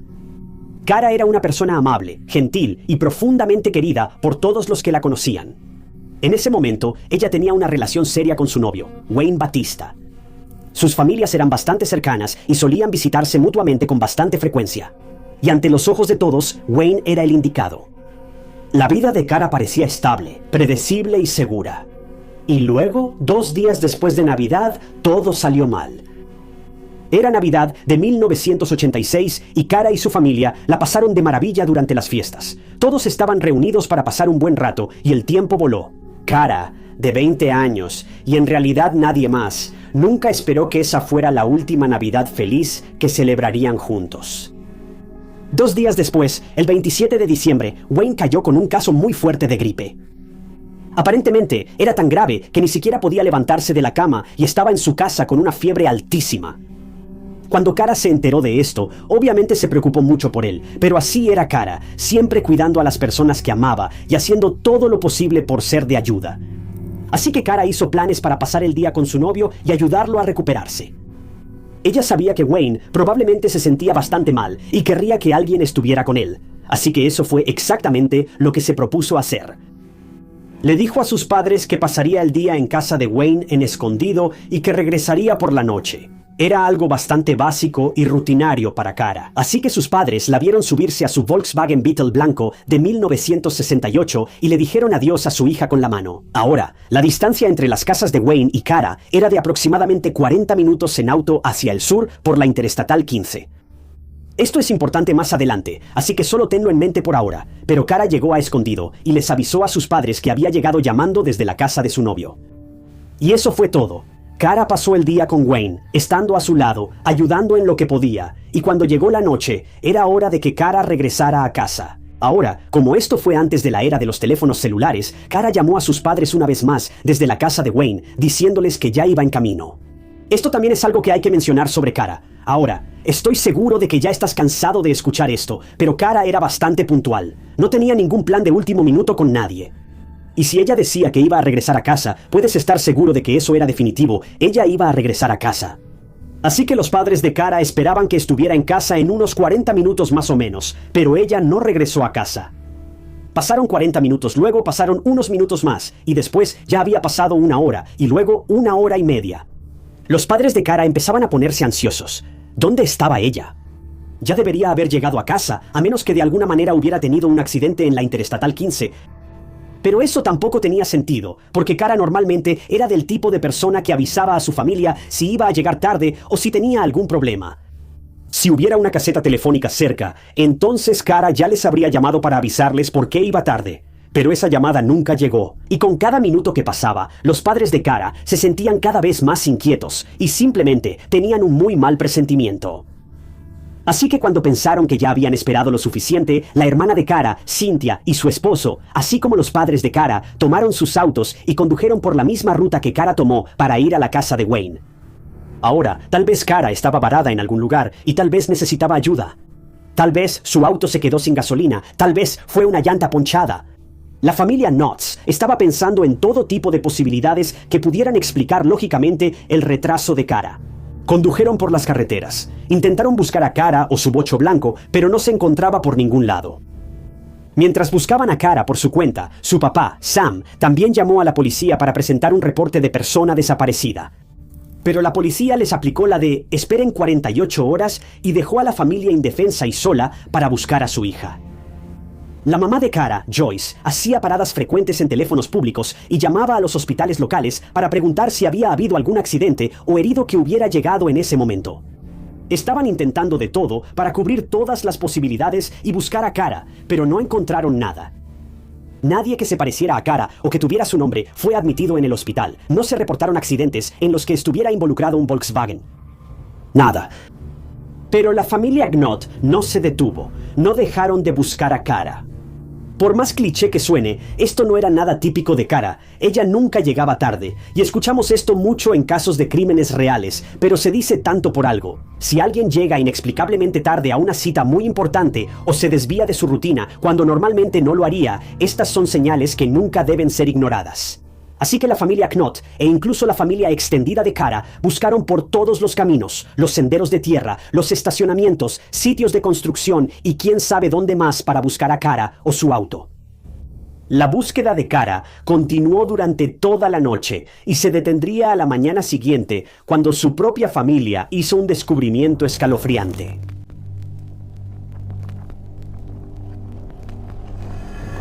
En la mañana del 28 de diciembre, la hermana de Kara, Cynthia, y su esposo iban conduciendo por un camino remoto cuando de repente frenaron bruscamente. Vieron algo en el callejón sin salida desierto cerca de la salida Mercy Road de la Interestatal 15. Este era un camino que llevaba a una zona oscura, sucia y remota de la Interestatal 15, la misma ruta que Kara tomaba para ir a la casa de Wayne. Cuando la pareja se acercó, vieron un auto blanco. Era el bocho de Kara y estaba abandonado en esta zona remota. Pero no había rastro de Kara dentro ni cerca del auto. La ventana del lado del conductor estaba entreabierta y a través del vidrio la pareja pudo ver que las llaves del auto de Kara seguían en el encendido. Sus pertenencias estaban en el asiento trasero del auto y una tarjeta de gasolina Chevron junto con un recibo estaban en el asiento del pasajero. La pareja sabía que Kara no dejaría su auto así en un lugar donde no era seguro para nadie estar solo por la noche. Así que, sin perder tiempo, Cynthia corrió al teléfono público más cercano y llamó a la policía. Ellos informaron a las autoridades sobre el hallazgo del auto abandonado de Kara en esa zona remota y exigieron que los oficiales fueran a revisar el lugar. Bueno, finalmente, la policía se tomó en serio la desaparición de Kara esta vez y enviaron una patrulla al callejón sin salida para inspeccionar la escena. Ahora, el lugar donde se encontró el auto de Kara era una vasta extensión de terreno rodeada de arbustos y árboles densos, y a lo lejos había un puente de 20 metros que daba a un barranco. Los oficiales llegaron al lugar y comenzó la búsqueda de Kara. También les pareció extraño que su auto fuera encontrado abandonado en un área tan remota. Durante el día, este lugar no era tan aterrador, pero por la noche apenas podías ver a dónde ibas y no había ni un alma viviente hasta donde alcanzaba la vista. Así que este era el lugar más remoto que podía haber en esta zona. La policía también amplió su búsqueda al puente y al barranco, y fue entonces cuando vieron algo en el agua. Desde lejos, era un toque de morado y blanco, pero de cerca fue devastador. La policía bajó al barranco y recuperó la figura flotante en el agua, y en poco tiempo, el caso de persona desaparecida de Kara pasó a investigarse como homicidio. El cuerpo de Kara, de 20 años, fue encontrado en ese barranco. Lo que se veía morado y blanco eran la ropa y los zapatos que Kara llevaba puestos. Ahora, no sé si ya lo mencioné, pero antes de desaparecer, Kara llevaba una sudadera morada y botas de cuero blancas. Y desafortunadamente, cuando la encontraron, Kara, de 20 años, no pudo ser reanimada. Ella ya no estaba y la búsqueda llegó a un final devastador. La familia y los amigos de Cara fueron notificados del hallazgo y estaban conmocionados y tomados por sorpresa al mismo tiempo.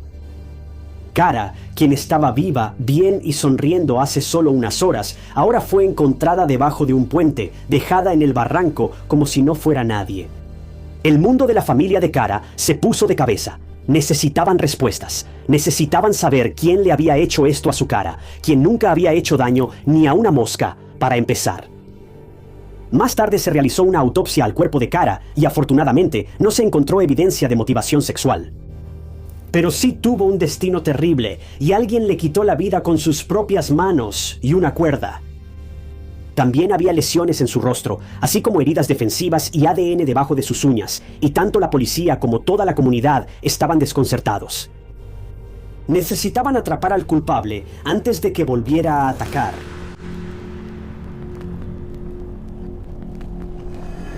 La policía tenía muy pocas pistas para continuar con la investigación. O sea, sí, tenían pruebas de ADN, pero esto era en los años 80. Las pruebas avanzadas de ADN todavía eran un concepto desconocido y la falta, o mejor dicho, la ausencia de cámaras de vigilancia tampoco ayudaba al caso de la policía. Así que los investigadores hicieron lo que las autoridades solían hacer en ese entonces, y eso fue establecer una línea directa para recibir pistas.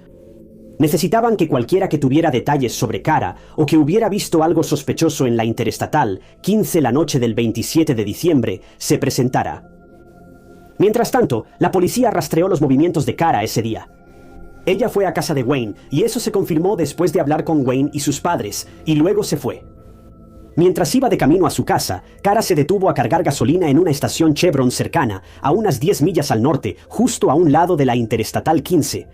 La policía habló con el empleado que estaba en la caja en ese momento, y según el empleado, vio a Cara llegar a la gasolinera, llenar su auto, pagar, tomar el recibo, el cual mostraba la hora de las 8:30 p.m., y luego volver a la Interestatal 15 por la rampa hacia el sur. Ahora, Cara iba de camino a su casa, no estaba haciendo ningún desvío. No iba a ningún otro lugar. Entonces, ¿cómo terminó su auto donde lo encontraron? Mientras todo esto sucedía, la policía también hizo una lista de sospechosos, que era bastante corta, pero al principio sospecharon del novio de Cara, Wayne. Pero él tenía una coartada irrefutable, y su reacción mostró genuinamente sorpresa y preocupación por Cara. Tampoco había ninguna razón para que él fuera responsable de la desaparición de Cara, así que finalmente fue descartado. Esto también significaba que la policía volvía al punto de partida. Revisaron diferentes pistas que llegaban a través de la línea directa, y un par de días después de iniciada la investigación, varias llamadas de distintas mujeres jóvenes comenzaron a llegar. Pero lo extraño es que todas estas mujeres contaban exactamente la misma historia. Y todas estas mujeres mencionaron exactamente el mismo nombre.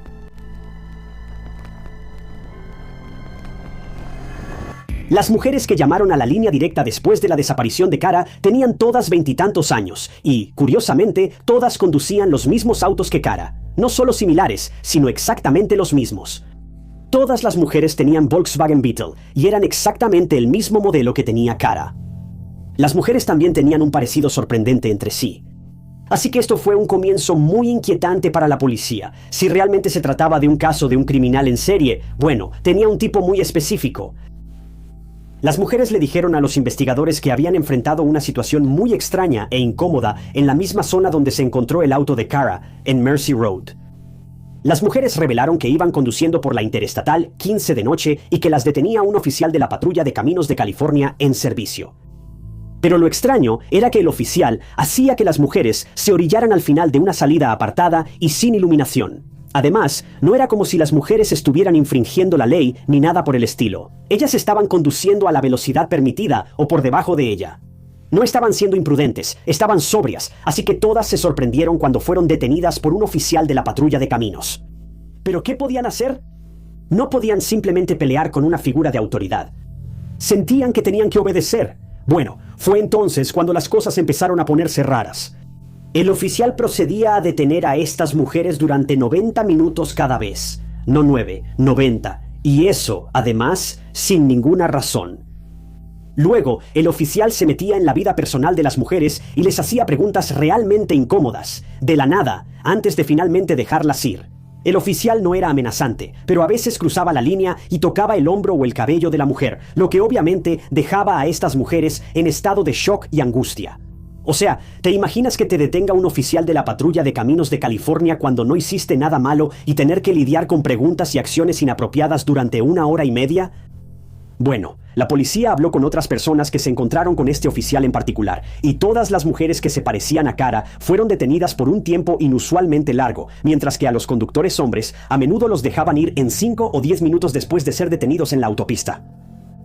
Esto fue realmente extraño, pero hubo algo que llevó a estas mujeres, que también eran víctimas en cierto sentido, a dar un paso al frente.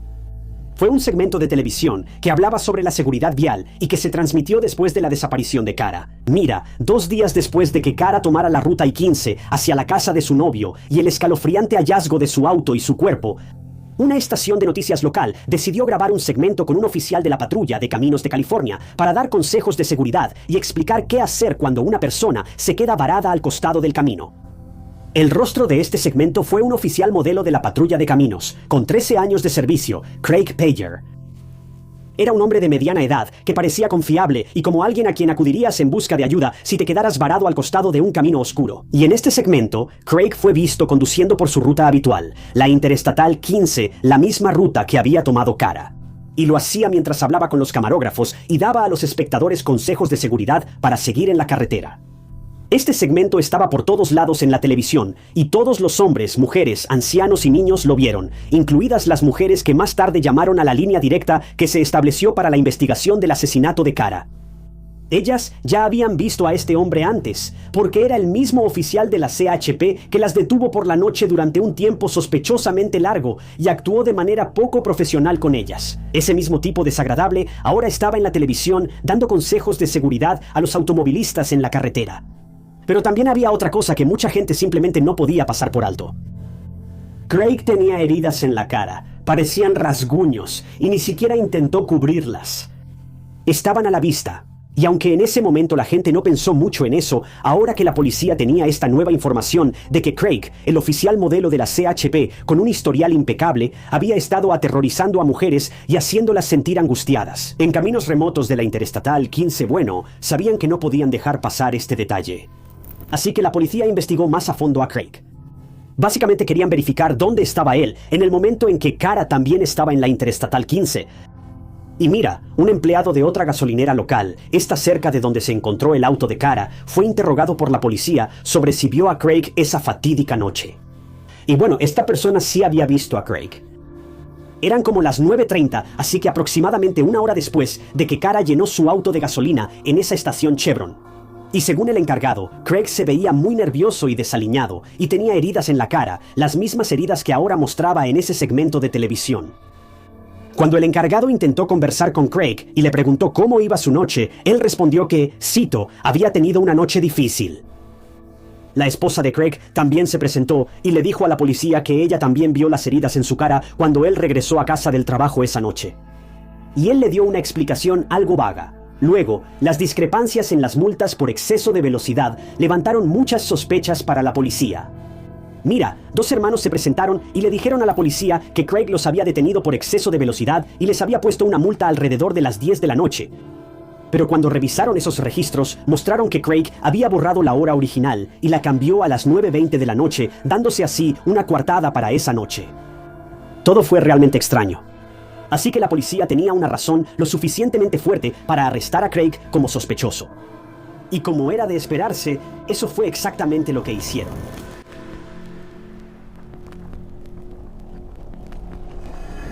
Craig Payer fue arrestado el 15 de enero de 1987.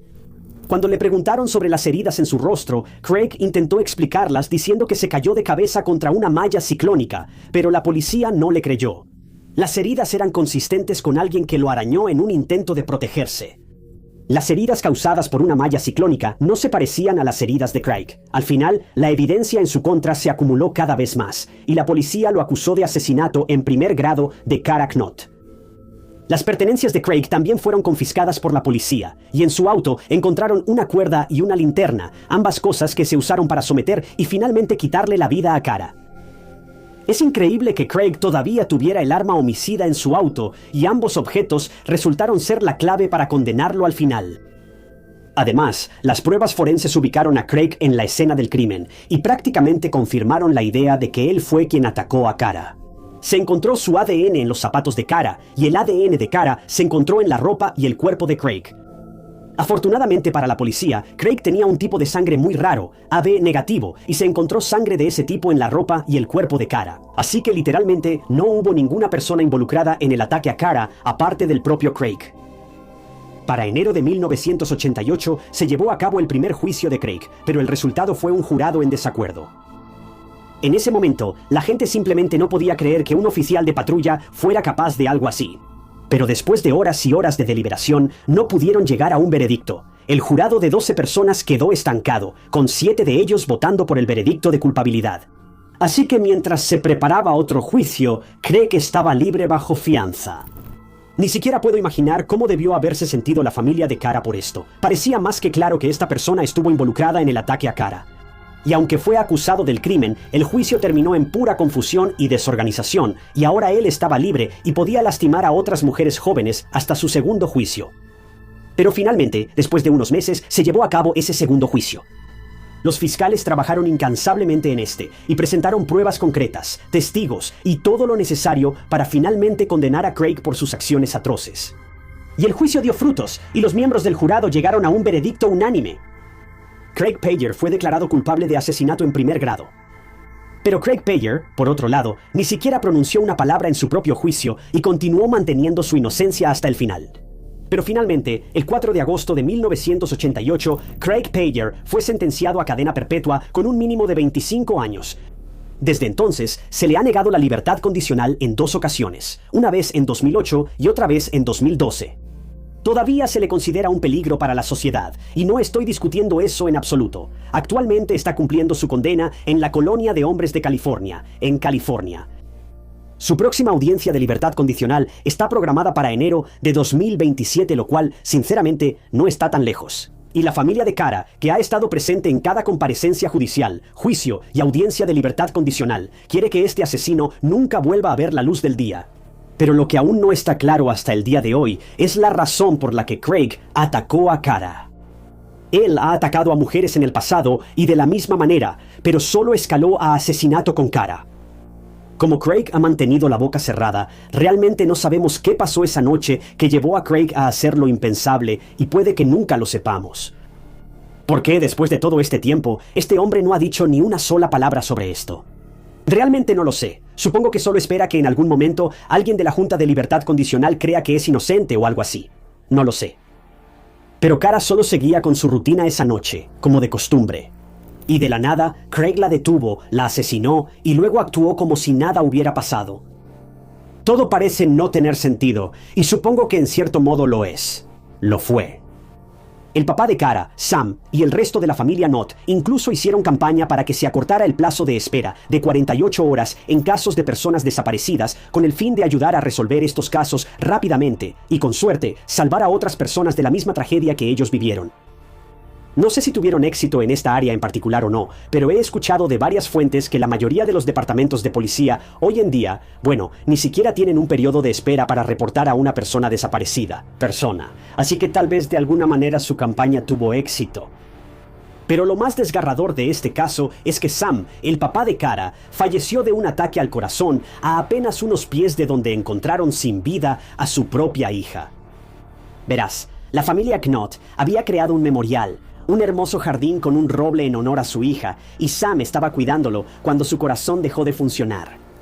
Es una tristeza diferente cuando piensas en cómo el papá de Cara perdió la vida abogando por la seguridad de las conductoras, porque su propia hija perdió la vida a manos de alguien que se supone debe proteger a los ciudadanos. La familia ahora ha sufrido 2 pérdidas. Todo porque un agente de la patrulla de carreteras corrupto solo quería lastimar a alguien. La mayoría de las personas desaparecen en silencio, empacan una bolsa, se llevan su teléfono, dejan algún tipo de rastro. Crystal Reisinger dejó todo, su teléfono estaba en el suelo, su medicamento, del que dependía para vivir, estaba intacto. La comida acababa de ser guardada en el refrigerador, la renta no estaba pagada y su hija esperaba su llamada. Y 2 días antes de desaparecer, Crystal le dijo a alguien que tenía el presentimiento de que iba a morir. Entonces el pueblo hizo lo que los pueblos pequeños suelen hacer. Dijeron que se había escapado, dijeron que era inestable. Incluso dijeron que los extraterrestres se la llevaron.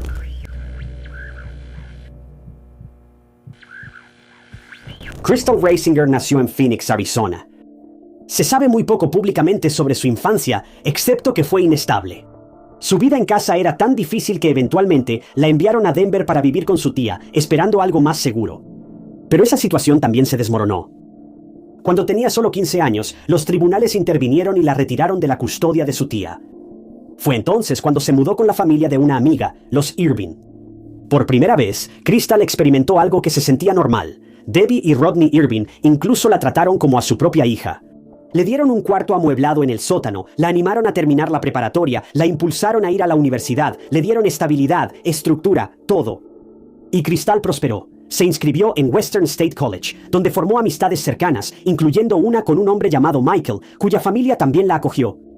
Pero Crystal nunca estuvo destinada a vivir una vida convencional. Era intuitiva, espiritual, atraída por la energía, la naturaleza, el simbolismo. Estudió diferentes religiones, hinduismo, budismo, tradiciones nativas. Leía el tarot, creía en las auras y se describía a sí misma como clarividente. La vida en la ciudad nunca fue para ella. Incluso en Colorado, incluso con estabilidad, algo en ella se sentía inquieto. Durante este tiempo, conoció a Elisha Guana y su relación avanzó rápidamente. Se mudaron juntos y pronto, Crystal estaba embarazada. La maternidad la cambió después. Cuando nació su hija Kasha, sus amigos dicen que Crystal encontró un sentido de propósito más profundo. Fue como si ella también hubiera renacido de alguna manera. Pero ni siquiera eso calmó el impulso que sentía. Denver le resultaba asfixiante. Gunnison era mejor y se mudó allí en 2014 por trabajo y estudios. Pero aún no era eso. Crystal quería un lugar agreste, un lugar espiritual y un lugar que se sintiera vivo. Bueno, en la primavera de 2015, esa búsqueda la llevó a Creston, Colorado. Y Creston era diferente a cualquier lugar en el que hubiera estado. Pero también sería el lugar donde perdería la vida.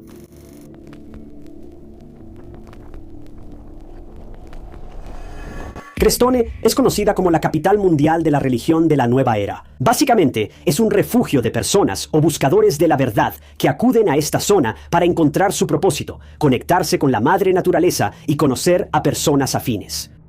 Crystal encajaba aquí. Crestone ejercía una atracción sobre ella. Ahora, Crestone es un pueblo muy pequeño, y cuando digo pequeño, me refiero a que la población de este pueblo en 2020 era de 141 personas, y no me estoy saltando ningún cero. Este pueblo es diminuto. Básicamente es un crisol de diferentes religiones ahí. Hay templos, centros budistas, monasterios y otros sitios que forman la rica historia de este lugar. Ahora, ya sabes cómo son los pueblos pequeños. Cuando solo hay 141 personas en un pueblo pequeño, sabes que es muy íntimo. Todos se conocen entre sí. En la época del caso de Crystal, había alrededor de 120 personas viviendo en Crestone. Era realmente seguro y todos se llevaban muy bien. Simplemente no había mucha gente con la que tener conflictos en general. Crestone era un lugar donde podías dejar las puertas sin seguro e irte a dormir sin preocuparte por nada. Sé que la mayoría de nosotros no lo hará, pero la gente realmente no pensaba que algo malo o maligno residiera aquí. Era un centro de muchas, si no es que de todas, las religiones.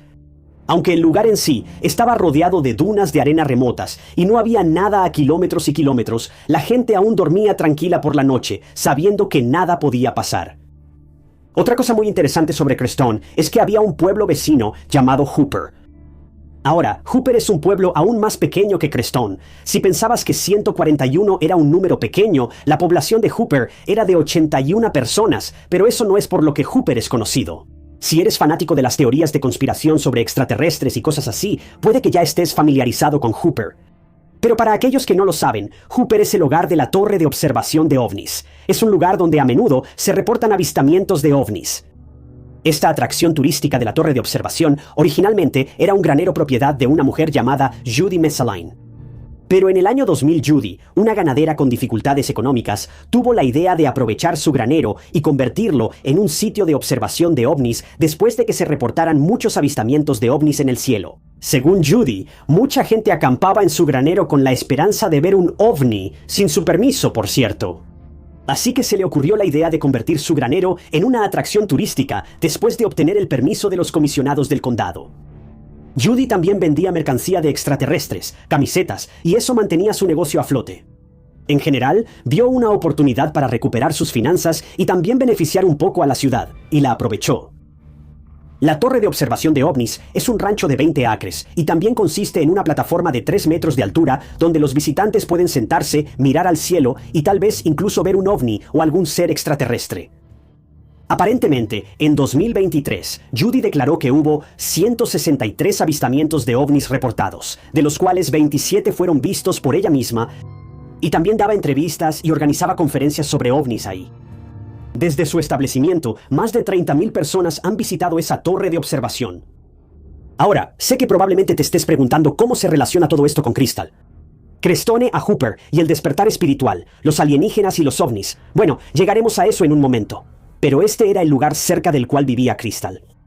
Y ahora, si recuerdas, Crystal, Elijah y su hija Kasha vivían en Denver antes de que Crystal sintiera el deseo de mudarse. Elijah podía ver que Crystal no quería vivir en Denver. Era obvio, y ella se estaba deprimiendo, así que él apoyó su decisión de mudarse sola a Crestone. Ella dejó a Kasha al cuidado de Elías, y básicamente los dos terminaron su relación. Supongo que fue por la distancia, pero los dos seguían en contacto y seguían siendo muy buenos amigos. Elías estaba completamente dispuesto a asumir la responsabilidad de Kasha y quería que Crystal fuera libre de hacer lo que quisiera en Crestone. Como vivir en Denver le había afectado tanto, ahora estaba usando el alcohol como una forma de sobrellevarlo. Así que la mudanza a Crestone no solo fue por motivos espirituales, sino también para que pudiera comenzar su camino hacia la sobriedad. Así que Crystal se adaptó muy fácilmente a Crestone. También consiguió un trabajo en la cervecería local y empezó a tocar en una banda. Mientras vivía en Crestone, Crystal mantenía a Elijah al tanto de las cosas. Aunque ya no estaban juntos, todavía hablaban casi todos los días sobre Kasha y otras cosas. Pero su mudanza y la felicidad que vino con ella serían temporales, porque en julio de 2016, Crystal desaparecería.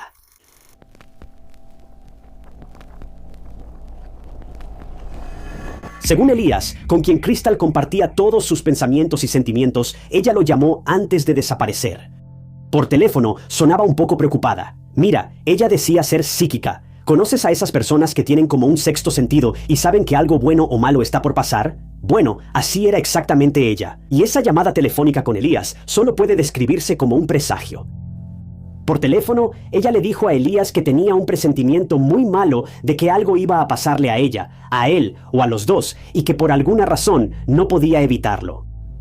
Elías se sorprendió por esta revelación repentina que Crystal le soltó, pero le esperaba una sorpresa aún mayor, porque un par de días después, Elías fue emboscado por un desconocido al grado de perder el conocimiento y terminó en el hospital con esas lesiones. Por suerte, se recuperó por completo, y de hecho, Crystal viajó hasta Denver para quedarse con él un par de días hasta que mejorara.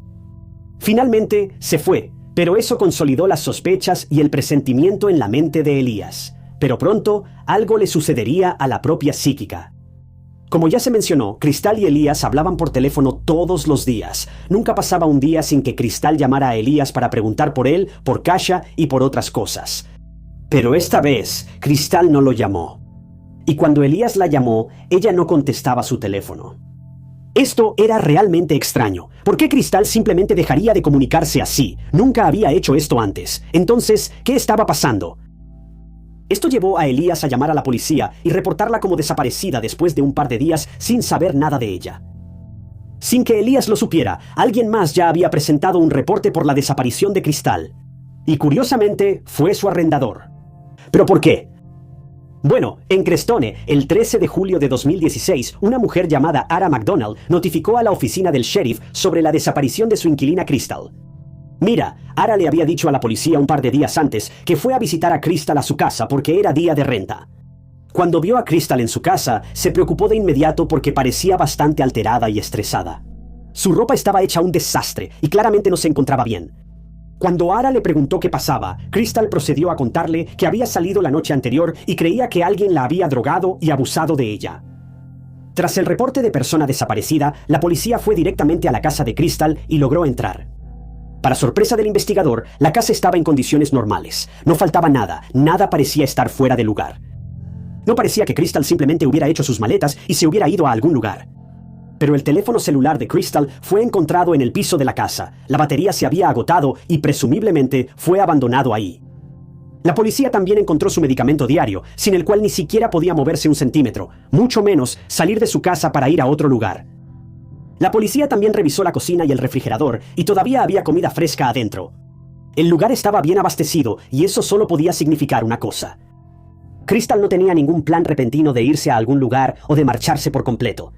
Su teléfono y medicamentos importantes también estaban en la casa, pero no había señales de Crystal, y hasta donde se sabe, no se había comunicado con nadie durante ese tiempo. Entonces, si acababa de reabastecer su despensa, limpiar su casa y claramente tenía planes de quedarse por mucho tiempo, ¿a dónde podría haberse ido? La policía tenía muy pocas pistas en este caso tan confuso y extraño, y como dije antes, este tipo de cosas no pasan en Crestone. Era un pueblo muy pequeño, aparentemente remoto, pero relativamente seguro. La policía no tenía experiencia en desapariciones ni en otros casos criminales graves. Entonces, ¿dónde estaba Crystal?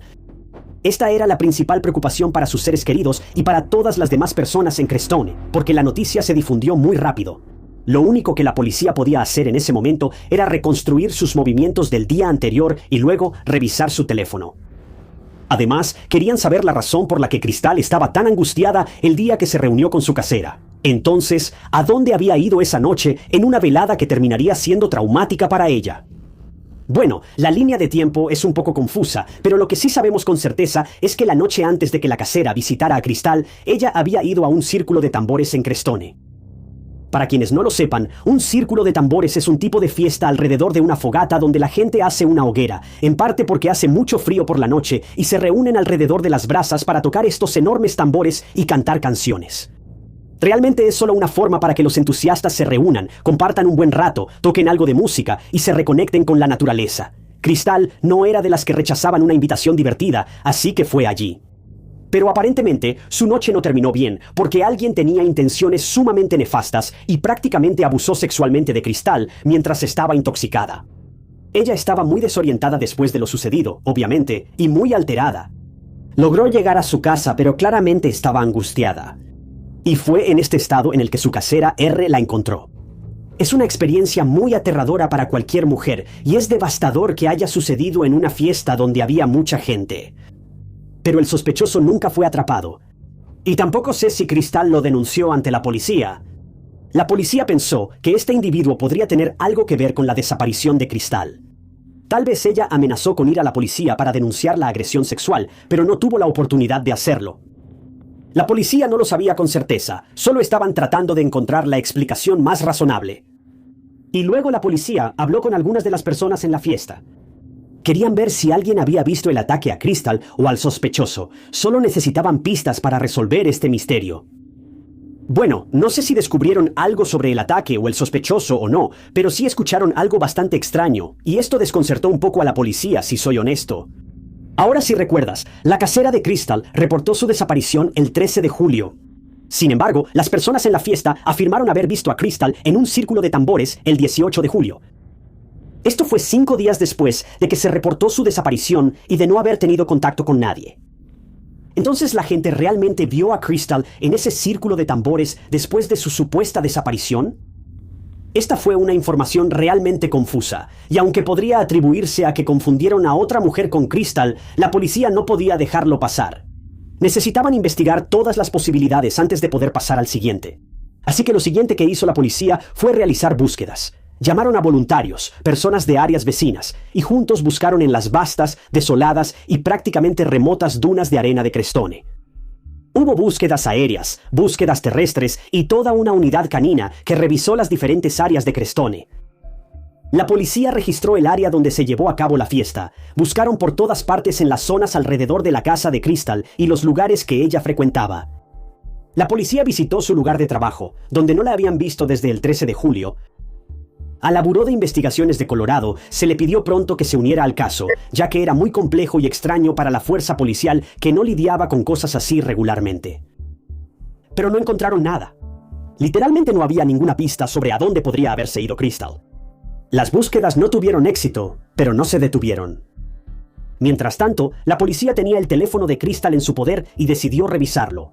Pensaron que podría tener información importante que los llevara a algunas respuestas, y efectivamente había un detalle muy peculiar que destacó casi de inmediato.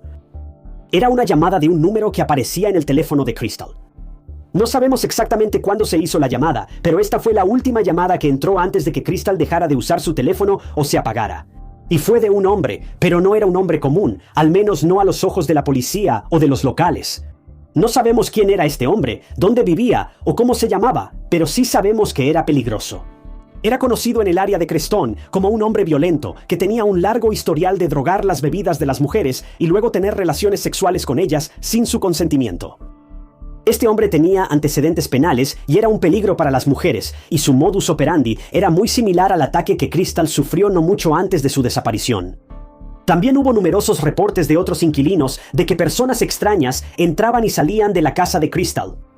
¿Entonces estas personas extrañas están vinculadas con el hombre que llamó a Crystal antes de su desaparición?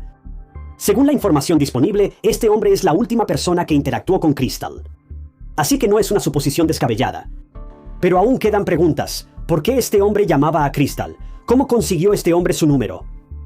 ¿Era este el mismo hombre que atacó a Crystal en el círculo de tambores? ¿Y es el responsable de la desaparición de Crystal?